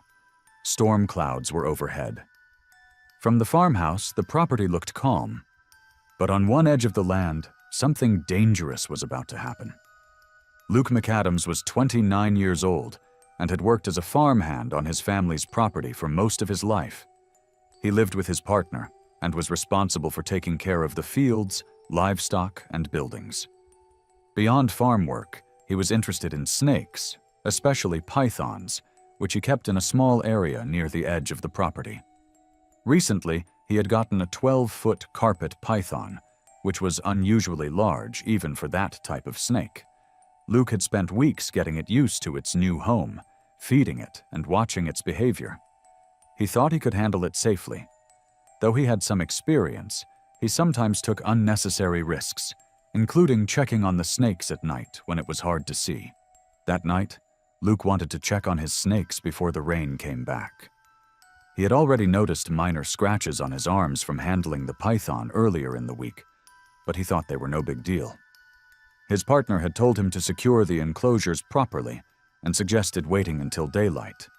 But Luke ignored the advice. He wanted to make sure the snakes were fed and accounted for. He underestimated how stormy conditions could make the ground slippery and make it harder to access the outdoor pens. The enclosure area was an open space with a dirt floor that was muddy from earlier rain. The fence was low and reinforced with wire mesh. Each tank and pen had branches, rocks, and hiding spots for the snakes, but space was cramped and crowded. Light rain was falling, making surfaces slippery under the dim outdoor lights. The 12-foot carpet python's pen had a metal latch that was slightly bent from previous use. Its grip was weakened just enough that a moment of not paying attention could allow the snake to escape. Carpet pythons are non-venomous constrictors that can subdue prey by wrapping their muscular bodies around it. A large python of this size can immobilize an adult human over several minutes, gradually increasing pressure with each coil. Usually they avoid confrontation, biting only defensively, and constriction becomes effective slowly rather than instantly. Wrong moves, loud movements, or startled reactions can cause defensive strikes from even well-adjusted snakes. Earlier that evening, neighbors had seen Luke moving between pens in the dark. They saw him lean over the large python's enclosure and occasionally inspect the latches. Stormy weather made the ground slippery, limiting safe footing. The latch on the python's enclosure was slightly bent and loose, enough that a startled snake could push it open, though Luke did not notice the problem. At around 9 p.m., Luke bent down to check the python's water dish. His foot slipped in the mud, causing him to stumble forward. The slight movement was enough to startle the python. It slipped past the weakened latch and rose from the pen with a low hiss, initially coiling around his lower legs. Luke tried to step back, but the wet ground made him slip, and the snake tightened gradually as he struggled. The neighbors, watching from their farmhouse a few hundred feet away, could make out Luke's shape moving strangely and heard muffled calls, but the low light and distance prevented them from seeing any details of the struggle. The python gradually moved higher as Luke struggled, restricting his arm movements and compressing his chest over several minutes. Mud splashed, branches rustled, and his flashlight fell to the ground. The snake's actions were deliberate and defensive, responding to sudden motion and noise, not hunting. Slowly, Luke found it harder to breathe and move, the constrictor's strength increasing with each coil. By the time his partner reached the enclosure with a flashlight and shouted for help, Luke was completely unable to move. Attempts to manually pull the python off without proper tools were dangerous and often caused the snake to tighten its grip further. The snake remained coiled defensively around him. Emergency animal authorities were called, and when they arrived, they killed the python to safely recover his body. The scene showed the python's coils had wrapped progressively, with the ground churned in mud and water. Minor scratches on his arms and legs matched prior handling incidents, and disturbed plants showed the struggle had been real and went on for a while. The aftermath led to the temporary closure of the property's snake collection. Inspectors documented all enclosures, latches, and pens. Recommendations were made for secure containment, nighttime handling precautions, and additional training for anyone working with large constrictors. From rural properties to bustling marketplaces, venomous snakes continued to claim victims in unexpected ways. Even brief encounters in crowded spaces could turn chaotic and dangerous. It was June 7th, 2017, in the bustling Chalai market in Thiruvananthapuram, Kerala. The morning air hung thick with moisture from the previous night's monsoon rains. By midday, something would happen in one corner of this crowded marketplace that would change how venomous snakes were sold in Kerala forever. Ravi Menon was 40 years old. A lean man with calloused hands and deep-set eyes had been selling exotic reptiles for nearly 15 years, operating from a small wooden stall squeezed between a spice merchant and a woman who sold jasmine garlands. Ravi lived alone in a cramped room above his shop. His only companions the dozen snakes he kept in wooden boxes and glass terrariums. The locals knew Ravi as a man who took dangerous risks. While other snake handlers used long metal hooks and thick leather gloves, Ravi preferred to work with his bare hands. He believed that direct contact allowed him to better read the animal's moods and movements. Customers would gather in small crowds to watch him lift cobras and vipers from their containers, mesmerized by his apparent fearlessness. Ravi had been waiting for this particular morning for 2 weeks. A wealthy collector from Kochi was coming to see his newest acquisition, a monocled cobra he had purchased from a dealer in Tamil Nadu. The snake was magnificent, nearly 4 feet long with distinctive eye spots on the back of its hood. It was also increasingly aggressive, coiling tightly whenever anyone approached its container and spreading its hood at the slightest disturbance. The marketplace that morning buzzed with its usual energy. The stone floor was slick with water and crushed vegetables, making footing treacherous in some areas. Monocled cobras are among India's most dangerous snakes. Unlike their larger king cobra cousins, they are smaller but far more aggressive when cornered. Their venom contains powerful neurotoxins that attack the nervous system, causing paralysis and respiratory failure within hours if left untreated. In the wild, they prefer to retreat when threatened, but in captivity, with nowhere to escape, they become unpredictable and defensive. Experienced handlers knew to give these snakes plenty of space and always use proper tools. But Ravi had grown overconfident through the years, without a serious accident. Just 3 days earlier, a young boy had wandered too close to the cobra's container, and the snake had struck at the glass so violently that several customers had jumped back in alarm. Ravi had laughed it off, telling the boy's worried mother that the snake was just showing off. He had dismissed the incident as normal behavior, refusing to acknowledge what other handlers would have recognized as clear warning signs. The day went on, and Ravi arranged his stall carefully, positioning the cobra's wooden box on the counter, where the collector would have the best view. Inside the container, the snake remained coiled in the back corner. Around 10:15 a.m., Ravi spotted his customer making his way through the crowd. Ravi began preparing for his demonstration. He had done this hundreds of times before. Lift the snake, show its hood, demonstrate its alertness to prove its quality. When Ravi opened the cobra's container, the snake was already pressed against the front wall with its hood spread. Its tongue moved quickly, and its body was tight. Instead of staying in the back corner like usual, it was ready to attack. The cobra bit Ravi as soon as he put his hand inside. The snake moved very fast and bit his wrist above his watch. The pain went up his arm right away. Ravi tried to pull back, but the cobra held on and wrapped around his arm. People screamed and ran away, knocking over fruit and breaking bottles on the ground. The collector just stood there, shocked. For several seconds that felt much longer. Ravi fought with the snake around his arm. The cobra's hood was wide open, showing the marks that give these snakes their name. Every time Ravi moved, the fangs went deeper and more poison went into his body. Finally, Ravi hit his arm hard against the wooden table.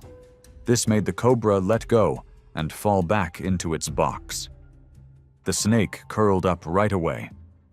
Ravi stepped back, holding his bleeding arm. You could see 4 holes where the fangs had bitten him. The market became very busy and loud. The spice seller next door tore a piece from a cloth bag and tied it around Ravi's arm.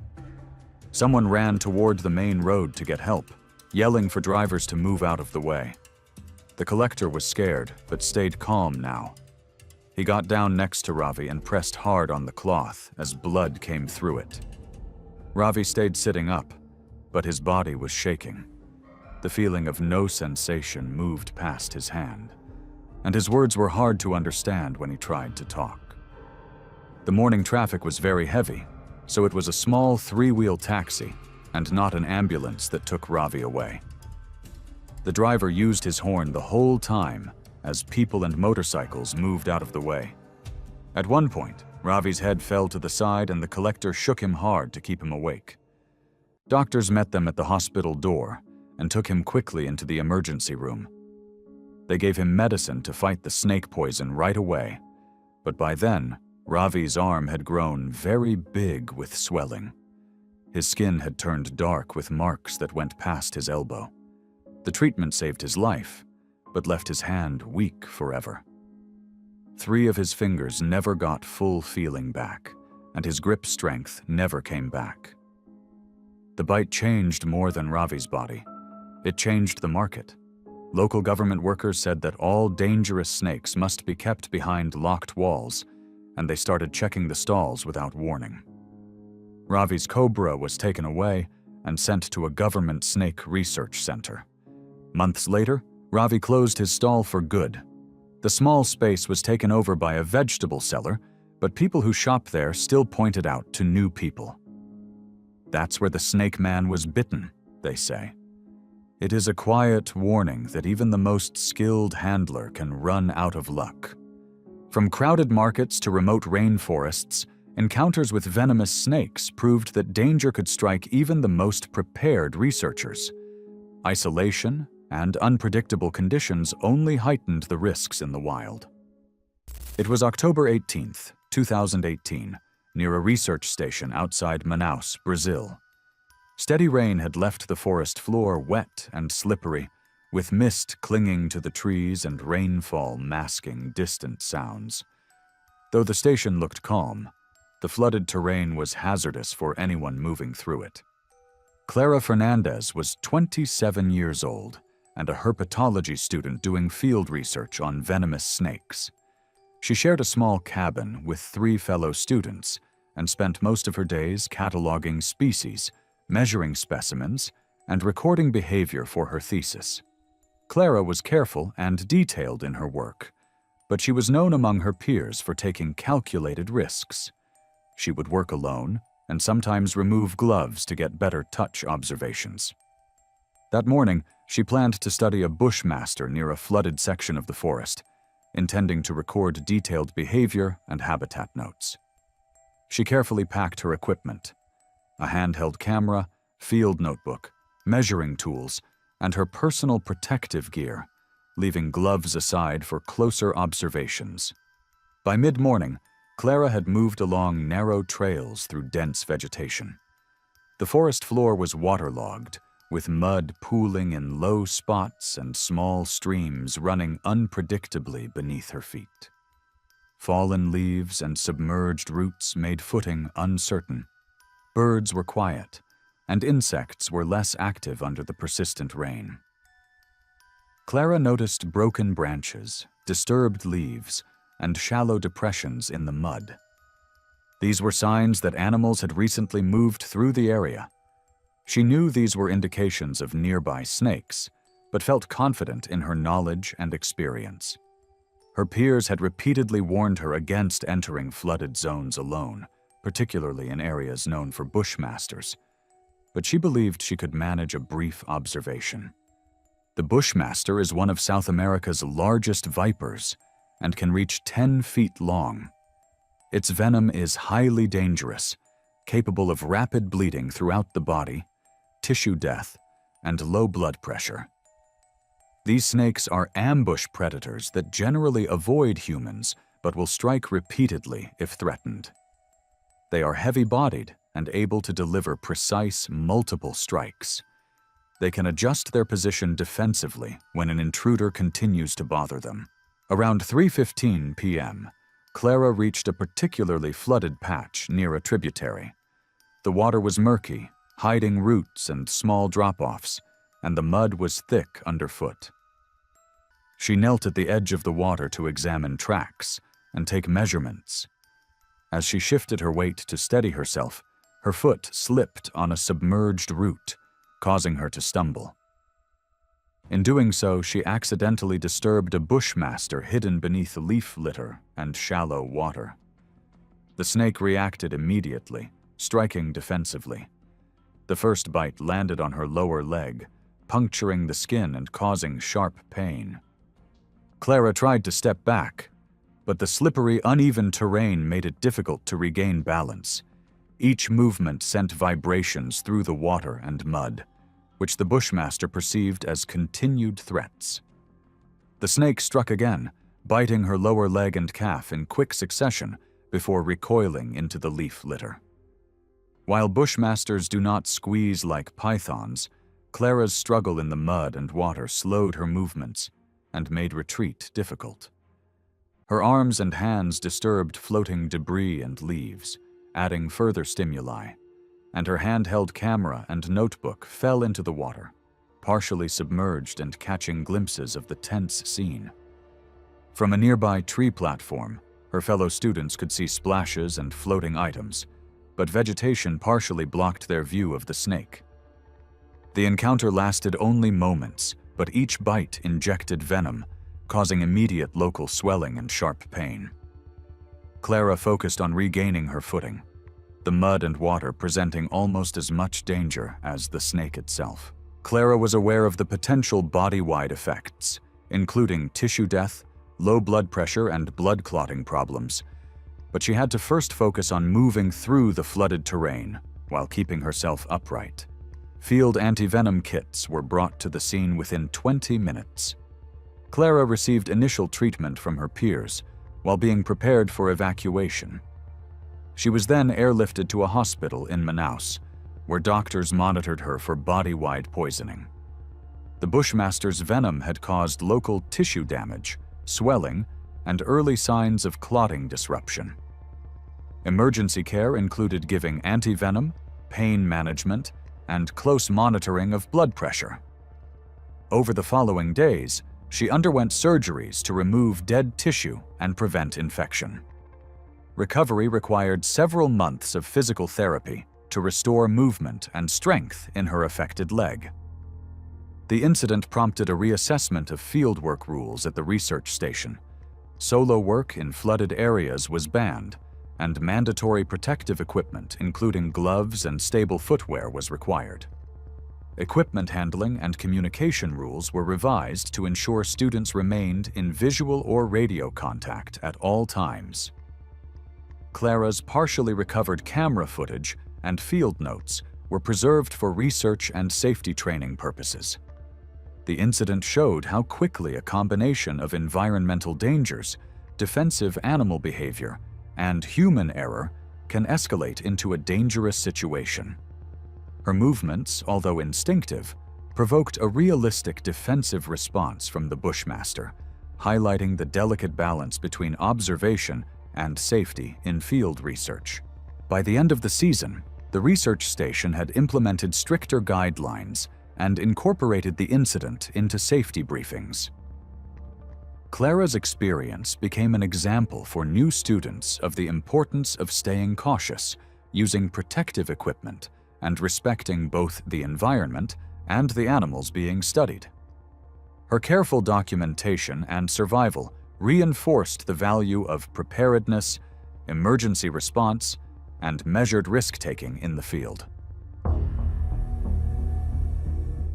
It was August 19, 2013, on the Arctic archipelago of Svalbard, Norway. It was late in the Arctic summer, and the sun never fully set.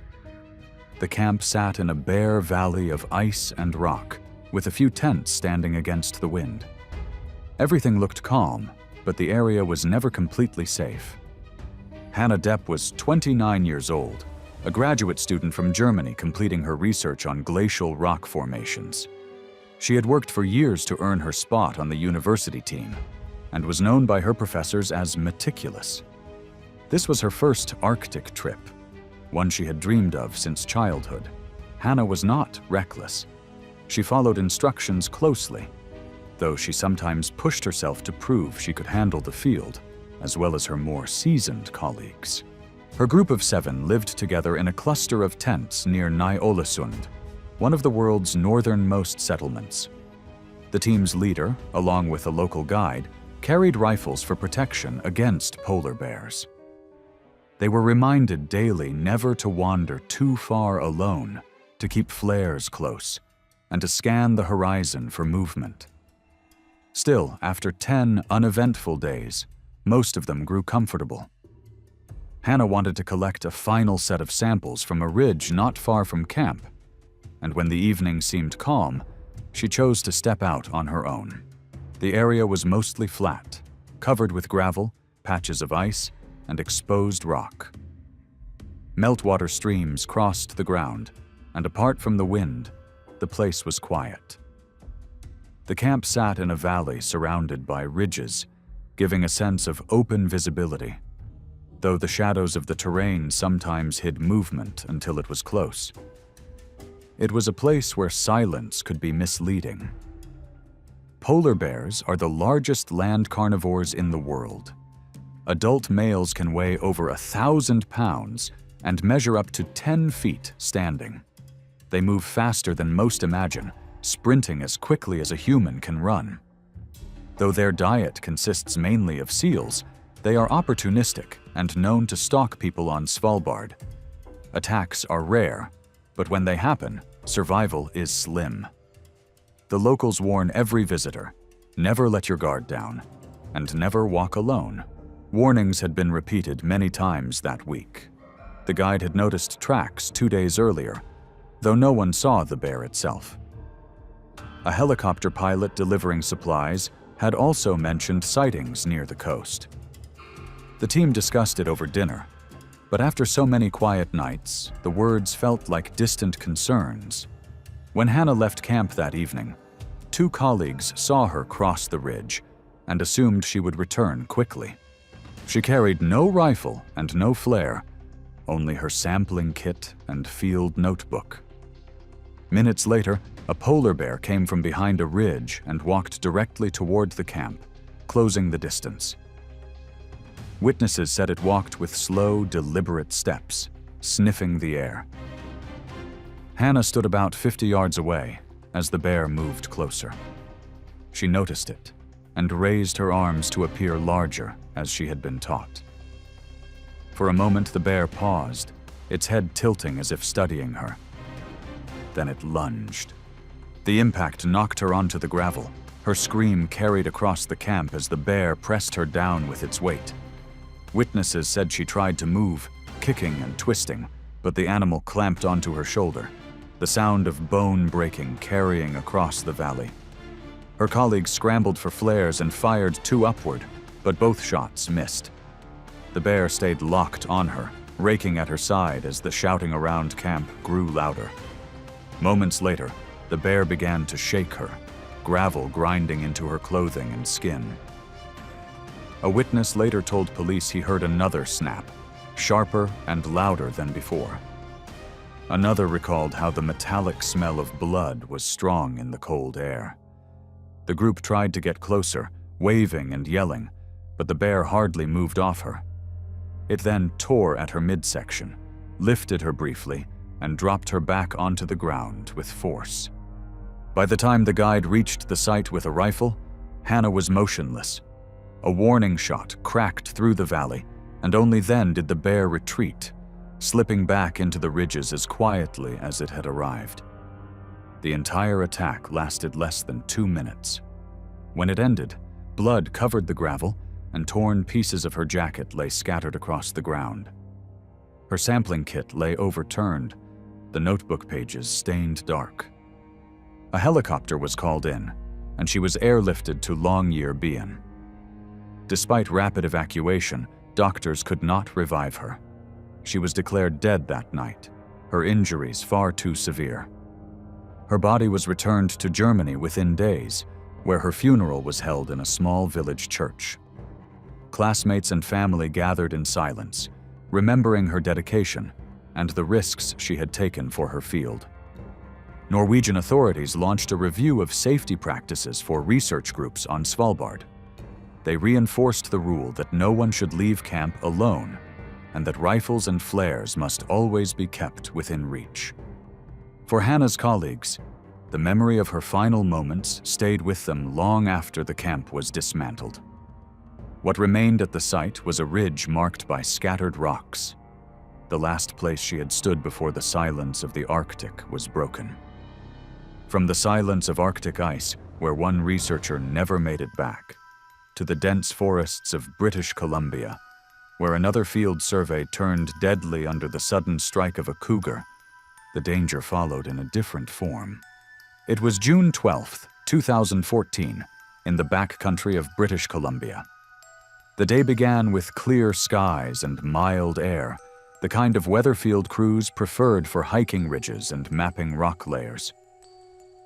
The forest was quiet around them, but it was the kind of silence that never lasted.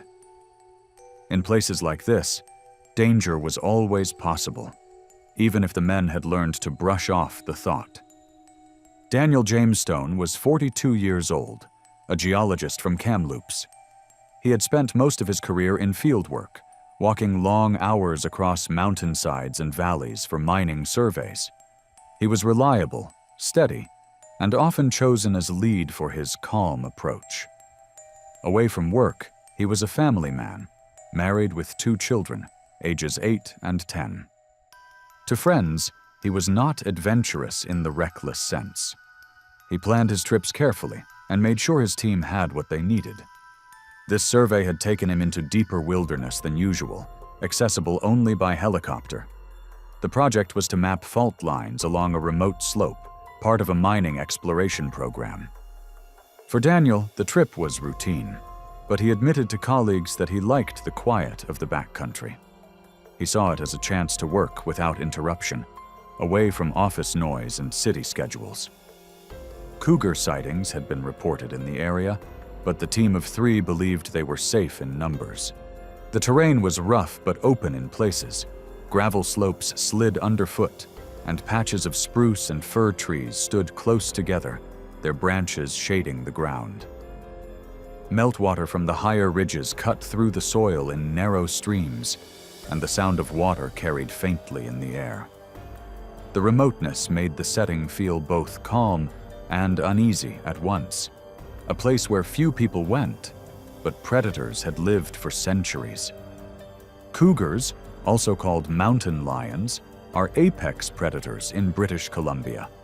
Adult males can weigh up to 150 pounds and stretch over 7 feet from nose to tail. They are ambush hunters, relying on stealth and sudden bursts of speed rather than prolonged chases.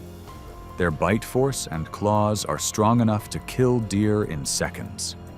Attacks on people are rare, but when they happen, they are quick, violent, and often fatal if the victim is alone. Warnings had reached the crew even before their drop-off. Conservation staff had circulated alerts of cougar activity, and locals reminded the surveyors to stay close together and keep noise levels high. In the first few days, they saw no signs. By the 3rd day, they grew more relaxed, focusing on rock samples and GPS mapping. Daniel trusted the rule of safety in numbers and allowed himself to walk a little behind when checking loose outcrops. It was a small decision that would prove costly. That afternoon, the team moved across a slope of broken rock. Daniel slipped on loose ground and fell a few steps behind. The others kept walking, expecting him to catch up. Within seconds, the forest's silence broke. A cougar leapt from an overhang above, its body almost blending with the rock and brush until it was on top of him. Witnesses later described the speed as shocking and noted that cougars are almost always silent until the moment they strike. The cougar clamped its jaws on Daniel's neck and shoulder, pulling him down hard onto the gravel.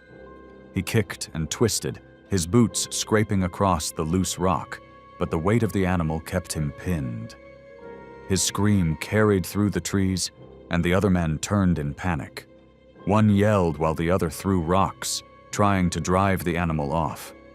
A hammer struck its side, and for a moment the cougar let go. Daniel tried to move forward on his hands and knees, but before he could get far, The cat circled and lunged again. Its claws tore across his back as it clamped down once more, pressing him flat against the ground.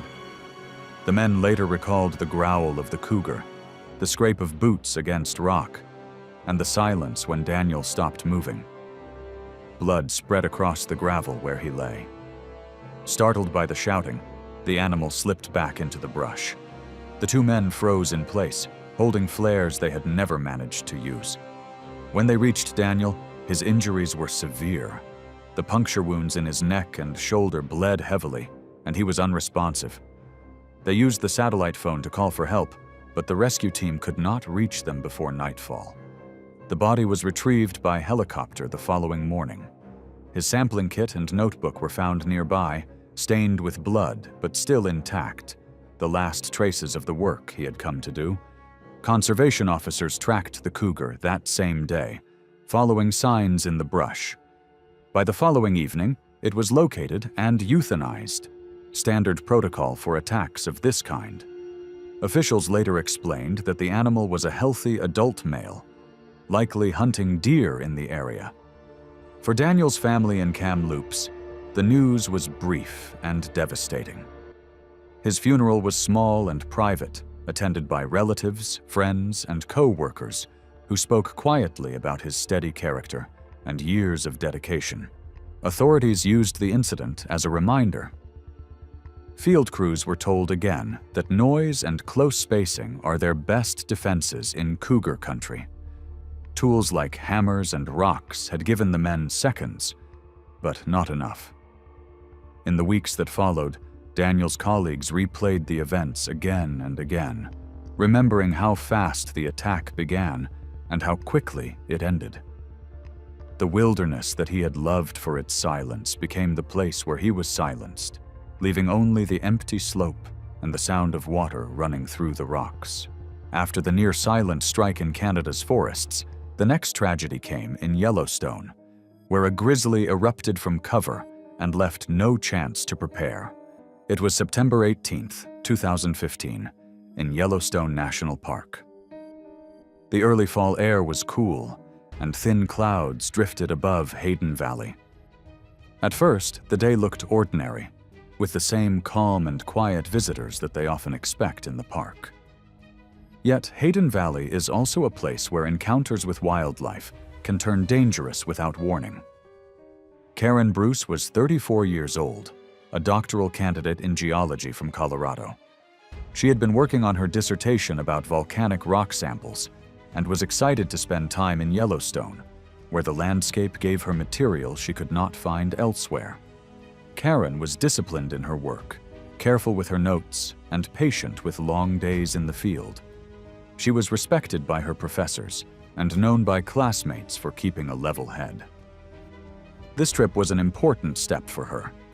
She had been granted access to work with 2 park rangers who guided her through the areas where rock sampling was permitted. For Karen, it was a chance to show she could manage serious fieldwork in a demanding environment. She was aware of the risks, but believed that with trained rangers beside her, the chances of real danger were slim. Hayden Valley was broad and open, with grasslands broken by scattered brush. Bison were spread across parts of the meadow, and shallow streams ran through the low ground. The soil was damp from rain the night before, and the air was cool and steady. Visibility across the valley was generally good, but near the slopes, patches of willow and dense shrubs created cover where large animals could stay hidden until they moved into the open. Grizzly bears are among the most powerful animals in Yellowstone. Adult males can weigh more than 700 pounds and run at speeds close to 35 miles per hour. Their bite is strong enough to crush bone, and their claws can tear through muscle with ease. While most bears avoid people, surprise encounters often lead to charges. Park officials remind all visitors to carry bear spray at the ready, since even seconds of delay can make the difference between escape and tragedy. There had been warnings in the park that week. Rangers had posted notices of recent grizzly activity in the valley, especially in areas where berries were abundant. Several hikers reported seeing tracks along trails, and one group had observed a bear crossing the meadow days earlier. Karen and the rangers read the postings, but with no bears spotted during their shift, they felt the chances of trouble were low. Their bear spray stayed in their packs instead of in their hands. By mid-morning, the group stopped near a slope where Karen wanted to take samples. She moved slightly ahead of the rangers to examine the rocks. The men stayed back, watching the valley floor. The scene was quiet until a sudden movement broke the stillness. A large grizzly emerged from the brush less than 100 feet away, its head low and body tense. Karen froze as the bear charged.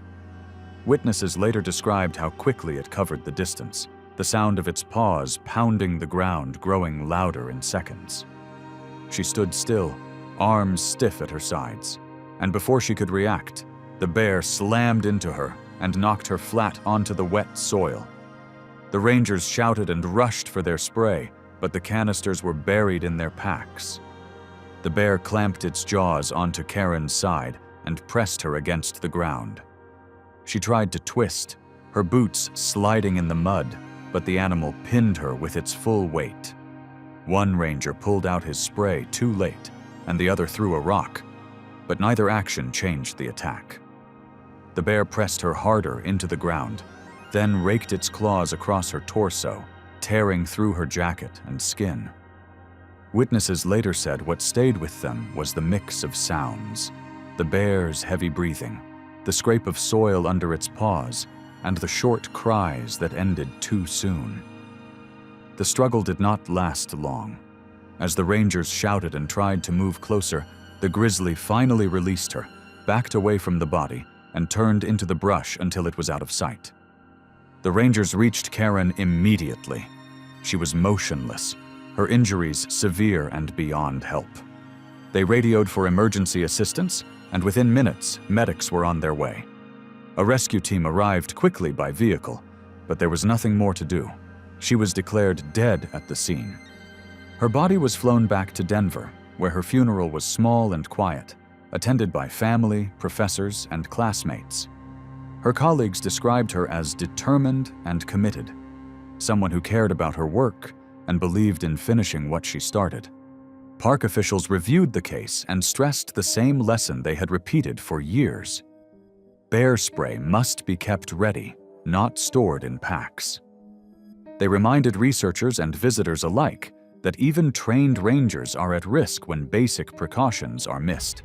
Karen's death became another example of how fast a grizzly encounter can turn fatal, and how even experienced people can underestimate the speed and strength of the animals that live in Yellowstone. The force that ended a researcher's life in Yellowstone was sudden and unstoppable, but what followed in Kenya showed an even greater weight of danger, as a bull elephant charged through dusk and left no chance of survival. It was July 7th, 2016, in Kenya's Rift Valley. The sun was setting low in the sky, and the long shadows from the escarpments stretched across the farmland. The evening was calm, with only the sound of birds calling from the trees. But in this region, where farms and wild bushland met, dusk was often the most dangerous time of day. Michael Mitsifor was 47 years old, a geologist from Nigeria. He had worked for more than 20 years in the field and was respected for his patience and attention to detail. His colleagues knew him as steady and methodical, someone who double-checked samples and recorded notes carefully, even after long, exhausting hours. Away from work, Michael was a family man. He lived in Lagos with his wife and 2 grown children. He often spoke of wanting to give his children the stability he never had in his early years. His work in geology had allowed him to travel, but the demands were difficult. This assignment in Kenya was important to him, not only for his career, but also because the pay would help support his children through university. For him, the risks of working in remote terrain were outweighed by the chance to build a stronger future for his family. The survey site was set along the Rift Valley escarpments. The ground was dry with loose soil, rocks, and small patches of farmland next to the bush. Fields of maize and millet bordered the area, and acacia trees grew in scattered groups. When the wind picked up, dust was carried through the air. At dusk, the light dropped fast, and shrubs along the edge of the bush made it hard to see movement until it was close. Elephants are common in this part of the valley. Adult bulls can weigh as much as 12,000 pounds and stand more than 10 feet at the shoulder. Despite their size, they move quickly, reaching nearly 25 miles per hour when charging. Their tusks can puncture with lethal force, and their trunks and legs are powerful enough to crush. While many elephants are calm if left alone, they become aggressive when startled or when they believe humans are too close to feeding areas or calves. In the days before the incident, the survey team had been warned. Villagers pointed out fresh dung and trampled paths near water points where elephants had passed recently. They urged the geologists not to linger after sundown. The warnings were clear, but the team was focused on completing their work. With equipment scattered across the site, Michael and the others felt it was better to pack everything before leaving. They had already stayed late the previous 2 nights and wanted to avoid coming back for gear in the morning. That evening, Michael lifted one of the heavier cases, balancing it awkwardly as the light faded. His teammates were collecting their tools, moving slowly across the uneven ground. The fields were quiet, and for a moment it seemed like they would finish without issue. Then the stillness was broken by a sharp trumpeting. From the edge of the bush, a bull elephant stepped into view. Its ears were spread wide, and its trunk swung low, dust rising around its feet. Witnesses said the animal appeared tense, moving with purpose as it advanced. Some later suggested the elephant had been disturbed by nearby farming activity, which often pushed animals closer to human paths. Whatever the cause, the bull was already agitated when it spotted the survey team. Michael tried to move quickly, but the heavy case slowed him. The elephant lowered its head and charged, its steps pounding against the dry soil and echoing across the field. In seconds, it closed the gap. Michael stumbled, the equipment slipping from his shoulder. The bull drove a tusk into his side and knocked him down hard. The others scattered, some diving behind bushes, others sprinting toward the edge of the fields. They shouted, waving their arms, but none dared move closer. The elephant pressed its weight onto Michael, trampling him into the dirt. Witnesses described the thudding sound of each step, the crack of bone, and the dust cloud that rose with every movement. Michael stopped moving after the first impact. The bull trumpeted once more, then turned back toward the bush. In a short time, it moved out of sight into the trees. The field stayed quiet except for the voices of the men as they came back together. When the team approached, Michael was lying face down in the dirt. His clothing was torn, his gear lay scattered, and the dust around him was marked with deep impressions from the elephant's feet. The team radioed for assistance, but with darkness setting in, recovery had to wait until morning. They stayed nearby through the night, keeping watch for more movement in the bush.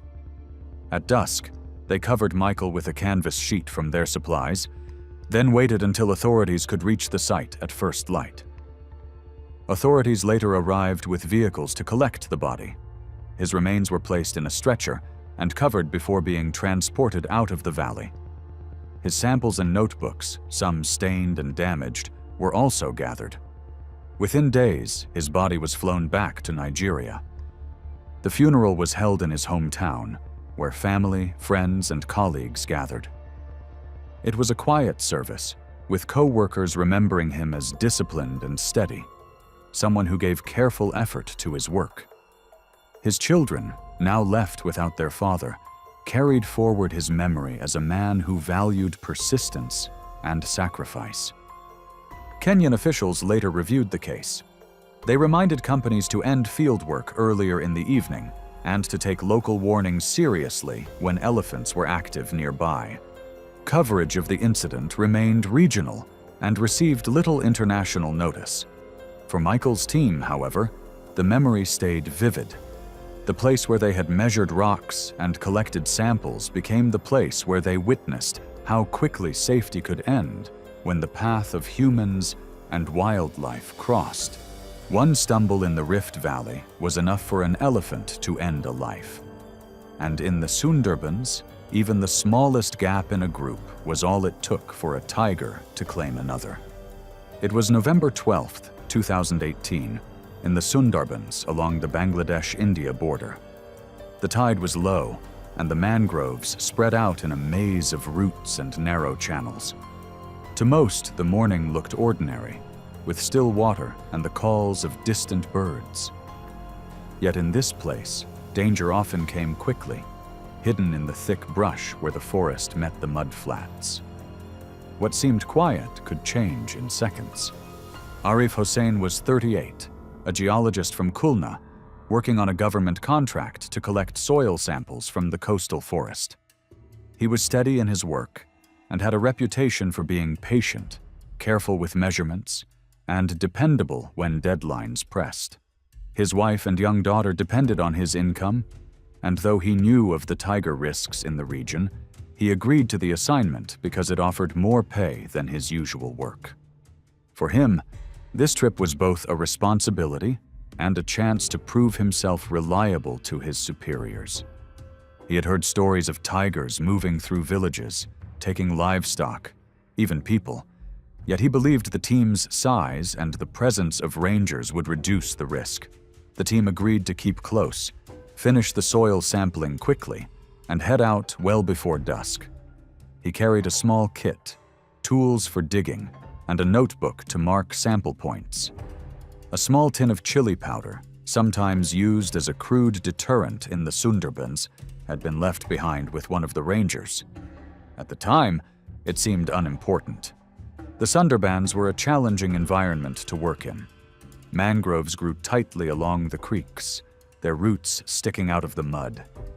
The air smelled of salt water mixed with decay from plants left behind as the tide went out. Crabs moved across the mud while birds searched in the shallows. The canopy blocked much of the light, and once away from the open banks, it was hard to see more than a few yards. In that cover, movement could stay hidden until it was near. Tigers in the Sundarbans are smaller than those found inland. Adult males usually weigh between 350 and 420 pounds, still powerful animals with long limbs adapted for moving through swamps and mangroves. They are capable swimmers, often crossing tidal channels, and their diet includes deer, boar, and sometimes people. Unlike tigers in many parks, Sundarbans tigers are often bolder around humans, shaped by years of living in overlapping territory with villages and fishing grounds. Attacks are not rare, and locals recognize that the animals strike quickly and with little warning. That morning, the team worked near a creek, the tide pulling water out and exposing soft mud along the banks. Villagers had warned them earlier about recent tiger tracks near farmland, only a few kilometers away. The rangers repeated their instructions to stay close, avoid the thickest cover, and remain alert. Even in daylight, the mangroves were dim, and movement could be hidden within a few yards. As the group spread slightly to check different soil points, gaps opened between them. Arif stepped several yards off the main path toward a patch of exposed ground where he wanted a cleaner sample. His colleagues could still see him, but the brush behind him was dense. The men later said they noticed how quiet it had become. Bird calls stopped, and the sound of crabs moving in the mud was suddenly sharp. One ranger had begun scanning the tree line when it happened. A tiger came out of cover with sudden speed, its body low, crossing the distance in seconds. Arif barely turned before it struck, clamping its jaws into his neck and shoulder and forcing him into the mud. The weight of the animal pinned him before he could struggle upright. Witnesses shouted, some throwing sticks and striking metal to make noise. The tiger did not let go, pulling Arif backward into thicker cover. His boots scraped against roots, leaving marks in the mud. For a brief moment, the men still saw him on the ground with the animal over him, before both slipped deeper into the mangroves and out of sight. The sounds carried longer than the sight.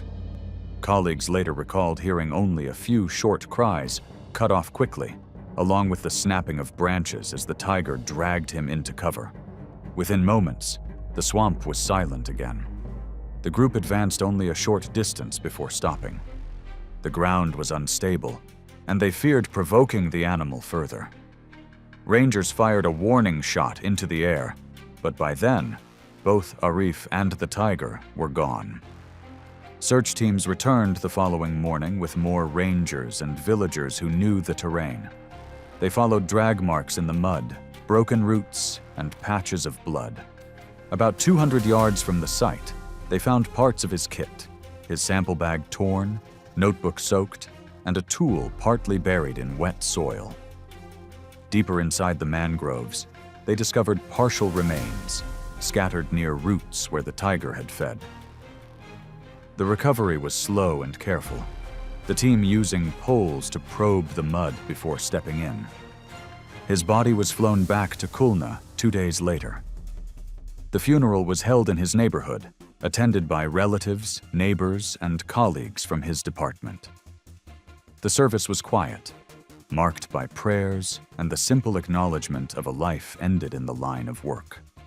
His wife and young daughter received modest support from authorities, though far less than many had hoped. Officials classified it as part of the ongoing human-tiger conflict in the Sundarbans, noting that such attacks, while tragic, were an established risk in the region. The story did not spread far beyond local papers. For those who worked with him, it was a reminder of how quickly conditions in the field could turn. For the villagers who lived near the mangroves, it was another chapter in a long history of living alongside tigers, one where the balance of survival often tipped unpredictably. It was July 19th, 2015, and the Texas heat was brutal even as evening approached, with temperatures still hovering near 100 degrees across the sprawling ranch outside Houston. The Martinez family's 500-acre property stretched endlessly under the blazing sun, dotted with oil derricks that had made them wealthy beyond imagination. Behind the main house, a series of custom-built enclosures housed an exotic menagerie that would make most zoos envious. Ashley Martinez was 22 and had never been told no in her entire life. The daughter of oil baron Roberto Martinez, she'd grown up with every privilege money could buy: private schools, European vacations, and the unshakable belief that wealth could solve any problem. 3 years earlier, she'd convinced her father to purchase Raja, a Bengal tiger cub, after seeing one at a private exotic animal auction in Dallas.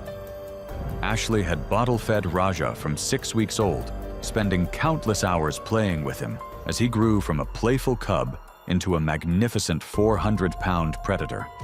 She genuinely believed their bond transcended the normal human-animal relationship, often telling visitors that Raja was more like a dog than a wild animal. Her father had hired exotic animal experts to advise on Raja's care, but Ashley consistently ignored their warnings about the tiger's increasingly dangerous behavior. The ranch hands had noticed changes in Raja over the past 6 months. The tiger had been displaying more territorial behavior, pacing his enclosure aggressively and showing signs of sexual maturity that made him unpredictable. Several experts had recommended relocating Raja to a professional facility, but Ashley refused to consider separating from her baby. Bengal tigers are among the world's most powerful predators, with males weighing up to 500 pounds and possessing bite forces exceeding 1,000 pounds per square inch. Despite being hand-raised, they retain all their wild instincts and become increasingly dangerous as they reach sexual maturity around age 3. Their hunting instincts are hardwired into their DNA, and no amount of human contact can eliminate their predatory nature. That evening, Ashley was making her daily visit to Raja's enclosure, carrying fresh water and planning to spend time with him as she did every day. The tiger's habitat was impressive. Nearly an acre of fenced area with trees, a pond, and various enrichment features. But no amount of space could change what Raja fundamentally was: an apex predator designed by evolution to kill. Ashley unlocked the enclosure gate and stepped inside, calling out to Raja in the baby talk voice she'd used since he was a cub. The tiger emerged from the shade of a large oak tree, his massive frame moving with fluid grace. At 3 years old and 400 pounds, Raja was in his prime, a magnificent specimen with piercing amber eyes and distinctive black stripes across his golden coat. What Ashley failed to notice were the subtle signs that Raja's behavior had fundamentally changed. His ears were slightly flattened, his tail twitched with agitation, and his gaze held a predatory intensity she'd never seen before. The tiger's sexual maturity had triggered territorial and hunting instincts that overrode years of human conditioning.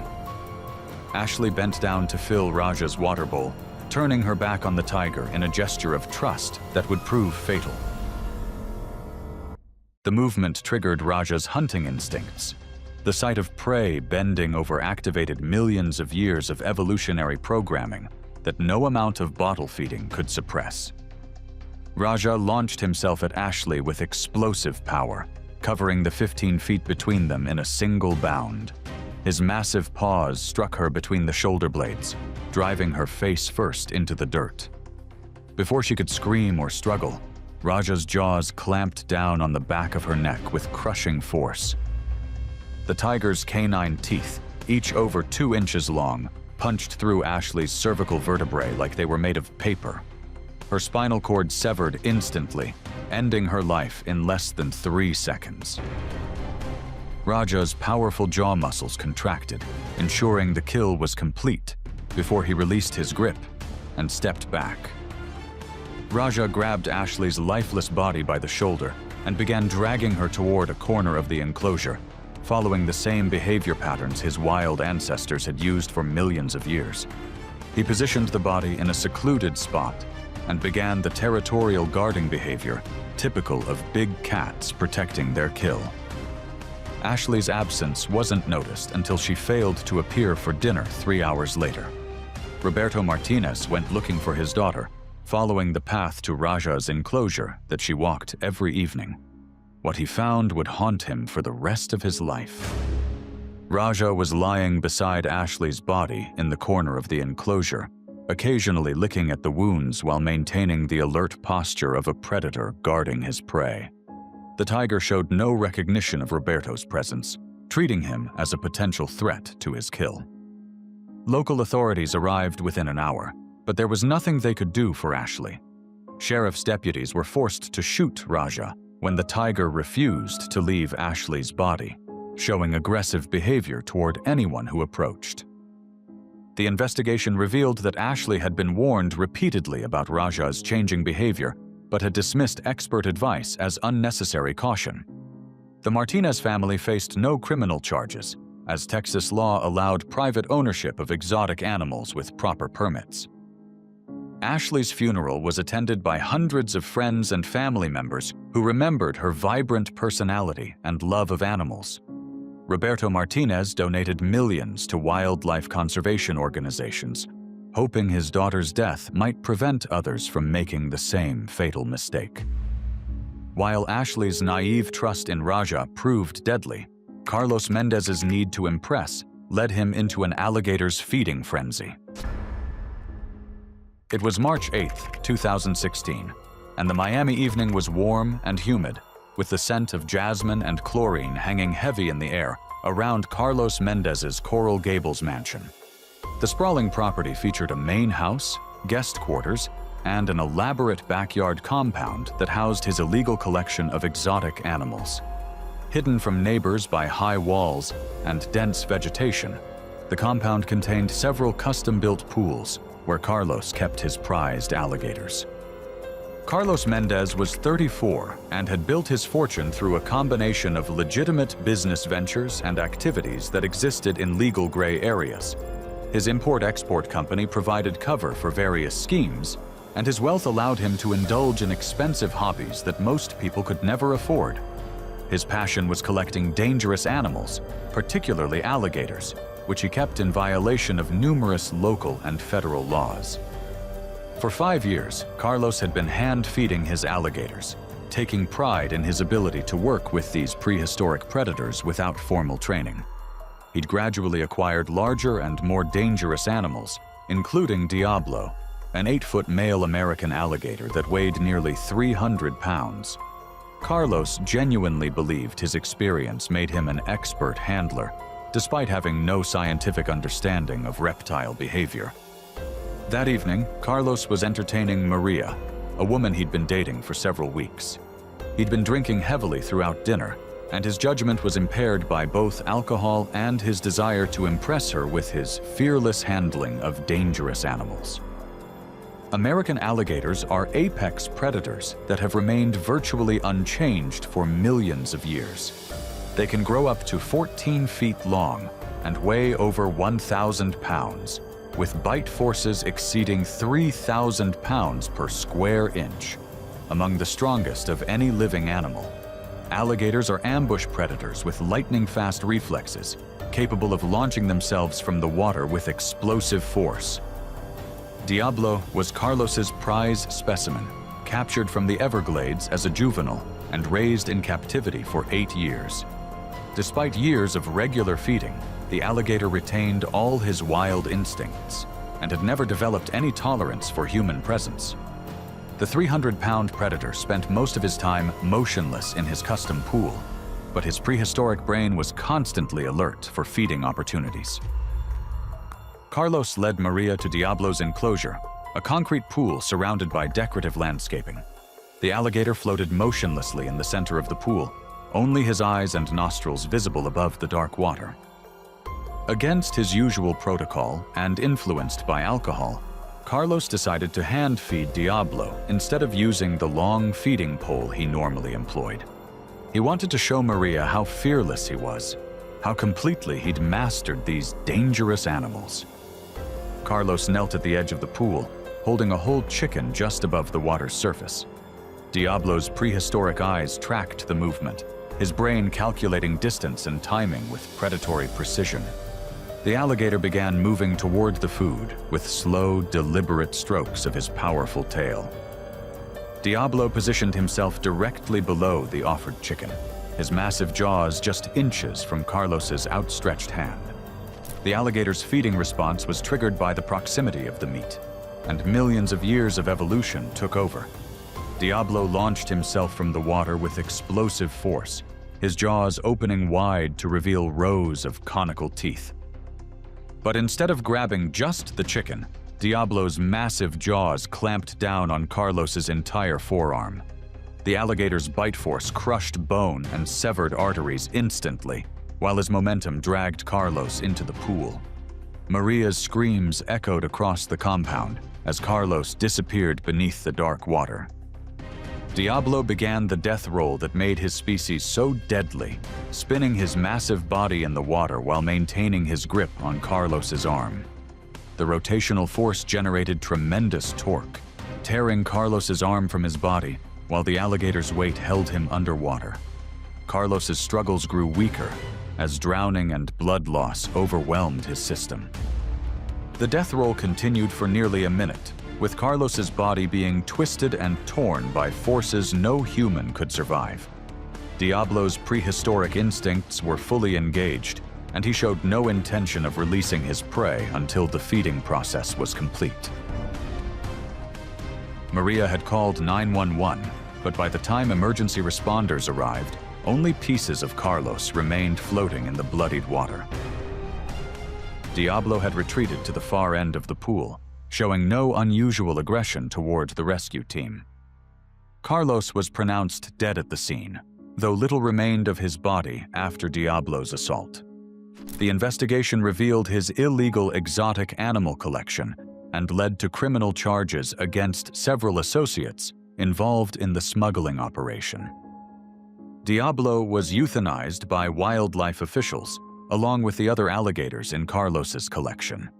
The incident sparked renewed efforts to crack down on illegal exotic animal ownership in South Florida.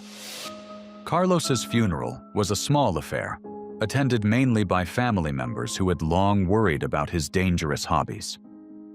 Carlos's showmanship proved fatal with the alligator, but Dorothy Williams's maternal instincts led her into a chimpanzee's violent rage. It was September 14, 2017, and storm clouds were gathering over the rural Oklahoma property where Dorothy and Earl Williams had spent their retirement years. The couple's modest ranch house sat on 40 acres of rolling hills and pasture, far from the nearest neighbors. Behind the house, a series of enclosures and buildings housed their most unusual family member, Buster, a 150-pound chimpanzee they'd raised from infancy for 15 years. Dorothy Williams was 68 and had never had children of her own. When she and Earl acquired Buster from a defunct research facility in 2002, she'd poured all her maternal instincts into raising the infant chimpanzee. She'd bottle-fed him, taught him sign language, and allowed him free run of their property. To Dorothy, Buster wasn't a wild animal. He was the child she'd never been able to have. Over the years, several incidents had suggested that Buster was becoming increasingly dangerous as he matured. He'd attacked a delivery driver, destroyed furniture during tantrums, and shown aggressive behavior toward strangers. But Dorothy refused to acknowledge these warning signs, insisting that Buster was just misunderstood and needed more love and attention. Earl had grown increasingly concerned about Buster's behavior, especially as the chimp entered full adulthood and displayed the territorial aggression typical of mature males. He'd suggested relocating Buster to a sanctuary, but Dorothy wouldn't hear of it. Chimpanzees are humanity's closest relatives, sharing 98% of our DNA. But that similarity makes them more dangerous, not less. Adult males can weigh up to 200 pounds and possess the strength of 5 grown men. They have long, powerful arms, opposable thumbs, and canine teeth designed for tearing flesh. Captive chimps often develop severe behavioral problems as they mature, becoming unpredictable and potentially lethal. That evening, a severe thunderstorm was approaching, with lightning flashing across the darkening sky and thunder rumbling in the distance. Buster had always been afraid of storms, and the approaching weather was making him increasingly agitated. He paced his enclosure restlessly, vocalizing his distress and showing signs of extreme anxiety. Dorothy watched Buster's distress from the house, her maternal instincts overriding Earl's warnings to stay away. She'd comforted Buster through storms before, and she couldn't bear to see him suffering alone. Despite Earl's protests, she decided to go to Buster's enclosure to calm him down. Dorothy unlocked Buster's enclosure and stepped inside, speaking in the soothing voice she'd used since he was an infant. But Buster was beyond comfort. The storm had triggered a panic response that made him view any intrusion into his territory as a threat. His 150-pound frame was tense with barely contained violence. As Dorothy approached with her arms outstretched in a gesture of comfort, Buster's fear transformed into explosive aggression. The chimpanzee launched himself at Dorothy with shocking speed, his powerful arms reaching out to grab her before she could react. Buster's first blow caught Dorothy across the face, his knuckles striking with enough force to shatter her cheekbone and knock her to the ground. Before she could scream or defend herself, the chimp was on top of her, his massive hands grabbing her arms and head with crushing strength. The chimpanzee's attack was methodical and brutal. He bit off 3 of Dorothy's fingers, his canine teeth shearing through bone and tendon with ease. His powerful hands beat her about the head and shoulders while his feet kicked at her torso, each blow delivered with the strength of 5 men. Dorothy's screams brought Earl running from the house, but when he tried to intervene, Buster turned on him as well. The chimp grabbed Earl's arm and threw him against the enclosure wall, breaking several ribs and dislocating his shoulder. Earl's injuries prevented him from helping his wife, as Buster continued his savage assault. Buster grabbed Dorothy's hair and slammed her head against the concrete floor repeatedly, causing massive skull fractures and brain trauma. The chimp's attack was driven by panic and territorial instincts that 15 years of human contact couldn't overcome. He showed no recognition of the woman who had raised him. The assault continued for several minutes before Buster finally retreated to a corner of the enclosure, his aggression spent but his agitation still evident. Dorothy lay motionless on the floor, her body broken and bloodied beyond recognition. Earl, despite his own injuries, managed to call 911 from his cell phone. Emergency responders faced a dangerous situation when they arrived. Buster was still agitated and showed aggressive behavior toward anyone who approached the enclosure. It took wildlife officials with tranquilizer equipment nearly an hour to sedate the chimp safely. Dorothy was pronounced dead at the scene, her injuries too severe for any medical intervention. She had suffered massive head trauma, multiple fractures, and severe blood loss from the bite wounds. Earl was rushed to the hospital with serious but non-life-threatening injuries. The investigation revealed that Dorothy had ignored numerous warnings about Buster's increasingly dangerous behavior. Oklahoma wildlife officials had been trying to remove the chimp for months, but Dorothy had used legal challenges to keep him on the property. Buster was euthanized the following day, despite protests from some animal rights groups. The decision was made based on public safety concerns and the severity of the attack. Dorothy's funeral was attended by neighbors and friends who remembered her kindness and dedication to animal welfare. Earl never fully recovered from his physical and emotional injuries, spending his remaining years in a nursing facility. Dorothy's maternal love proved no match for Buster's primal instincts, but Damon Jackson's criminal arrogance led him into a starving lion's deadly territory. It was June 22, 2014, and the Detroit summer night was sweltering, with temperatures still in the 80s despite the late hour. In an abandoned warehouse district on the city's east side, Damon Jackson's urban compound buzzed with the kind of activity that thrived in darkness. The converted building served as headquarters for his drug operation, complete with reinforced doors, security cameras, and a basement that housed his most prized possession, Leo, an African lion. Damon Jackson was 28 and had built his reputation on fear and intimidation. Known on the streets as D-Money, he controlled several blocks of territory through a combination of violence and psychological warfare. The lion was his ultimate status symbol, a 350-pound predator that commanded respect from rivals and customers alike. Few people knew that Leo existed, but those who did understood that crossing Damon could have deadly consequences. Damon had purchased Leo illegally from a black market dealer 2 years earlier, keeping the lion in a makeshift cage in his basement. The conditions were deplorable. A concrete cell barely large enough for the animal to stand and turn around, with poor ventilation and irregular feeding. Damon had no understanding of big cat behavior or nutritional needs, viewing Leo as nothing more than a living weapon. That night, Damon had been celebrating a successful drug deal with cocaine and alcohol, his judgment impaired by substances and his inflated ego.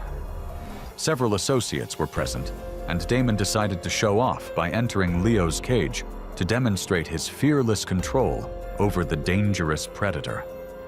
African lions are apex predators that retain all their wild instincts, regardless of captivity conditions. Adult males can weigh up to 500 pounds and possess bite forces exceeding 650 pounds per square inch. When malnourished and stressed, as Leo certainly was, they become even more unpredictable and dangerous. Leo had been living in deplorable conditions for 2 years, fed irregularly and kept in isolation that had driven him to the edge of madness. The 350-pound lion was severely underweight, his ribs visible through his dull coat. Chronic stress and malnutrition had made him hyper-aggressive and unpredictable, viewing any human presence as either a threat or potential prey. Damon descended into the basement with his entourage, the group's laughter and loud voices echoing off the concrete walls. Leo paced restlessly in his cramped cage, his yellow eyes tracking the approaching humans with predatory intensity. The lion's ears were flattened against his skull, and low growls rumbled from his chest. Clear warning signs that Damon was too intoxicated to recognize. Against the protests of his associates, Damon unlocked Leo's cage and stepped inside. His movements unsteady from alcohol and drugs. He wanted to demonstrate his dominance over the ultimate predator, to show his crew that he feared nothing and no one. Leo's reaction was immediate and devastating. The starving, stressed lion saw Damon's intrusion as an opportunity to finally strike back at his captors. The 350-pound predator launched himself at Damon with explosive power, his massive paws striking the drug dealer's chest and driving him to the concrete floor. Before Damon could scream or defend himself, Leo's jaws clamped down on his skull with crushing force. The lion's canine teeth, each over 2 inches long, punched through bone and brain tissue with sickening ease.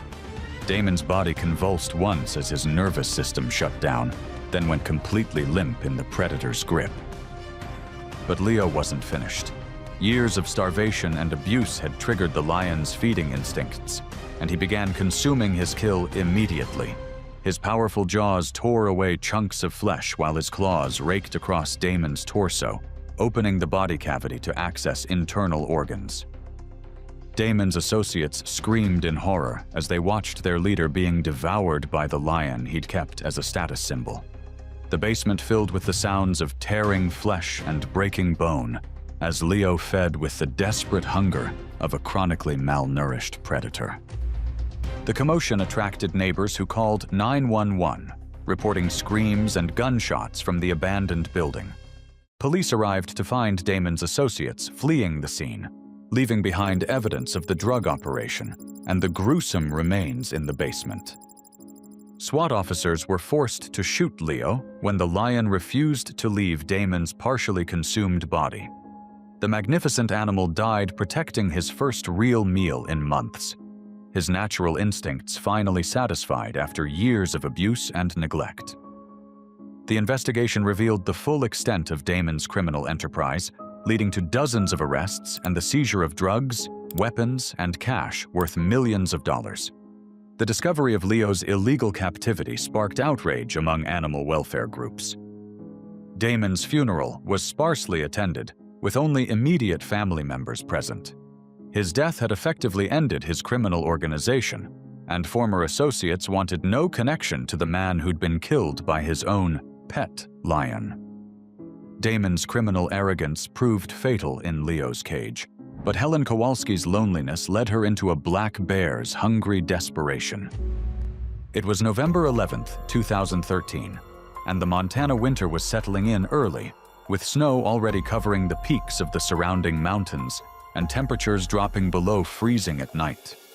Helen Kowalski's remote cabin sat in a valley 20 miles from the nearest town, surrounded by dense forest that stretched for miles in every direction. The isolation that had once brought her peace was now filled with the presence of Bruno, a 400-pound black bear who had become her unlikely companion. Helen Kowalski was 71 and had been living alone since her husband's death 3 years earlier. The retired schoolteacher had moved to the Montana wilderness seeking solitude, but the loneliness had proven harder to bear than she'd expected. When Bruno first appeared at her property 2 years ago, scavenging for food scraps, Helen had seen an opportunity for companionship that gradually evolved into a dangerous obsession.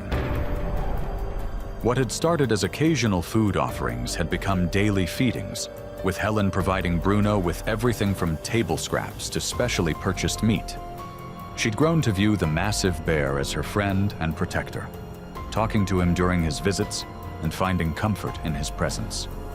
Wildlife officials had warned her repeatedly about the dangers of feeding wild bears, but Helen dismissed their concerns as government interference. Bruno had become completely dependent on Helen's feedings, losing his natural fear of humans and his ability to forage effectively. The 400-pound bear now spent most of his time near Helen's cabin, waiting for his daily meals, and becoming increasingly aggressive when food wasn't provided on schedule. His natural hibernation patterns had been disrupted by the artificial food source, keeping him active well into the winter months. Black bears are powerful predators despite their smaller size compared to grizzlies, with adult males weighing up to 600 pounds and possessing crushing jaw strength. When habituated to human food sources, they lose their natural fear and become dangerous, viewing humans as either food providers or competitors for resources. Their powerful claws and teeth can inflict fatal injuries, and their unpredictable nature makes them extremely hazardous to be around. That evening, Helen had fallen in her kitchen while preparing Bruno's usual meal, injuring her leg and delaying the feeding by several hours. Bruno had been waiting outside her cabin, growing increasingly agitated as his expected mealtime passed. The bear's hunger and frustration were building to dangerous levels, but Helen didn't understand the risk she faced. When Bruno's patience finally ran out, he used his powerful claws to tear through the cabin's screen door, following the scent of food into Helen's kitchen. The 400-pound bear moved through her home with surprising grace, his nose leading him toward the refrigerator where Helen stored his food. Helen heard the commotion and emerged from her bedroom, moving slowly due to her injured leg. Instead of retreating to safety and calling for help, she tried to appease Bruno by offering him food from her kitchen, not understanding that getting between a hungry bear and his expected meal was potentially fatal. Bruno's frustration exploded into violence when Helen moved too slowly to provide the food he expected. The bear's powerful paw struck her across the chest, his claws raking through her clothing and flesh with devastating effect. The impact lifted Helen off her feet and sent her crashing into her kitchen cabinets. Before Helen could recover or call for help, Bruno was on top of her, his massive weight pinning her to the floor.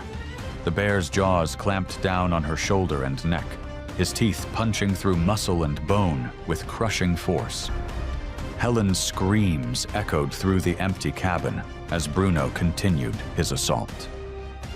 The bear's attack was driven by hunger and frustration rather than predatory instincts, but the result was equally deadly. Bruno's powerful jaws worked methodically, crushing Helen's ribcage and puncturing vital organs. Her struggles grew weaker as shock and blood loss overwhelmed her system. Bruno eventually lost interest in Helen's motionless body and turned his attention to the refrigerator, using his claws to tear open the door and access the food inside. The bear spent the next several hours feeding in Helen's kitchen, completely indifferent to the woman who had considered him her friend. Helen's body wasn't discovered for 3 days, when a neighbor became concerned about her absence and drove to the remote cabin to check on her. The neighbor found Bruno still in the kitchen, surrounded by the debris of his feeding frenzy and Helen's remains. Wildlife officials were called to remove Bruno, but the bear showed no fear of humans and had to be euthanized for public safety. The investigation revealed Helen's long history of feeding the bear, despite repeated warnings from authorities. Helen's funeral was attended by former students and colleagues who remembered her dedication to education and her love of nature. Her death sparked renewed efforts to educate the public about the dangers of feeding wild animals, with wildlife officials using her story as a cautionary tale. The remote cabin was eventually sold and demolished, but the tragedy served as a stark reminder that wild animals can never truly be tamed, no matter how much affection humans might feel for them. Thanks for watching. Want to watch more? Click on your screen now.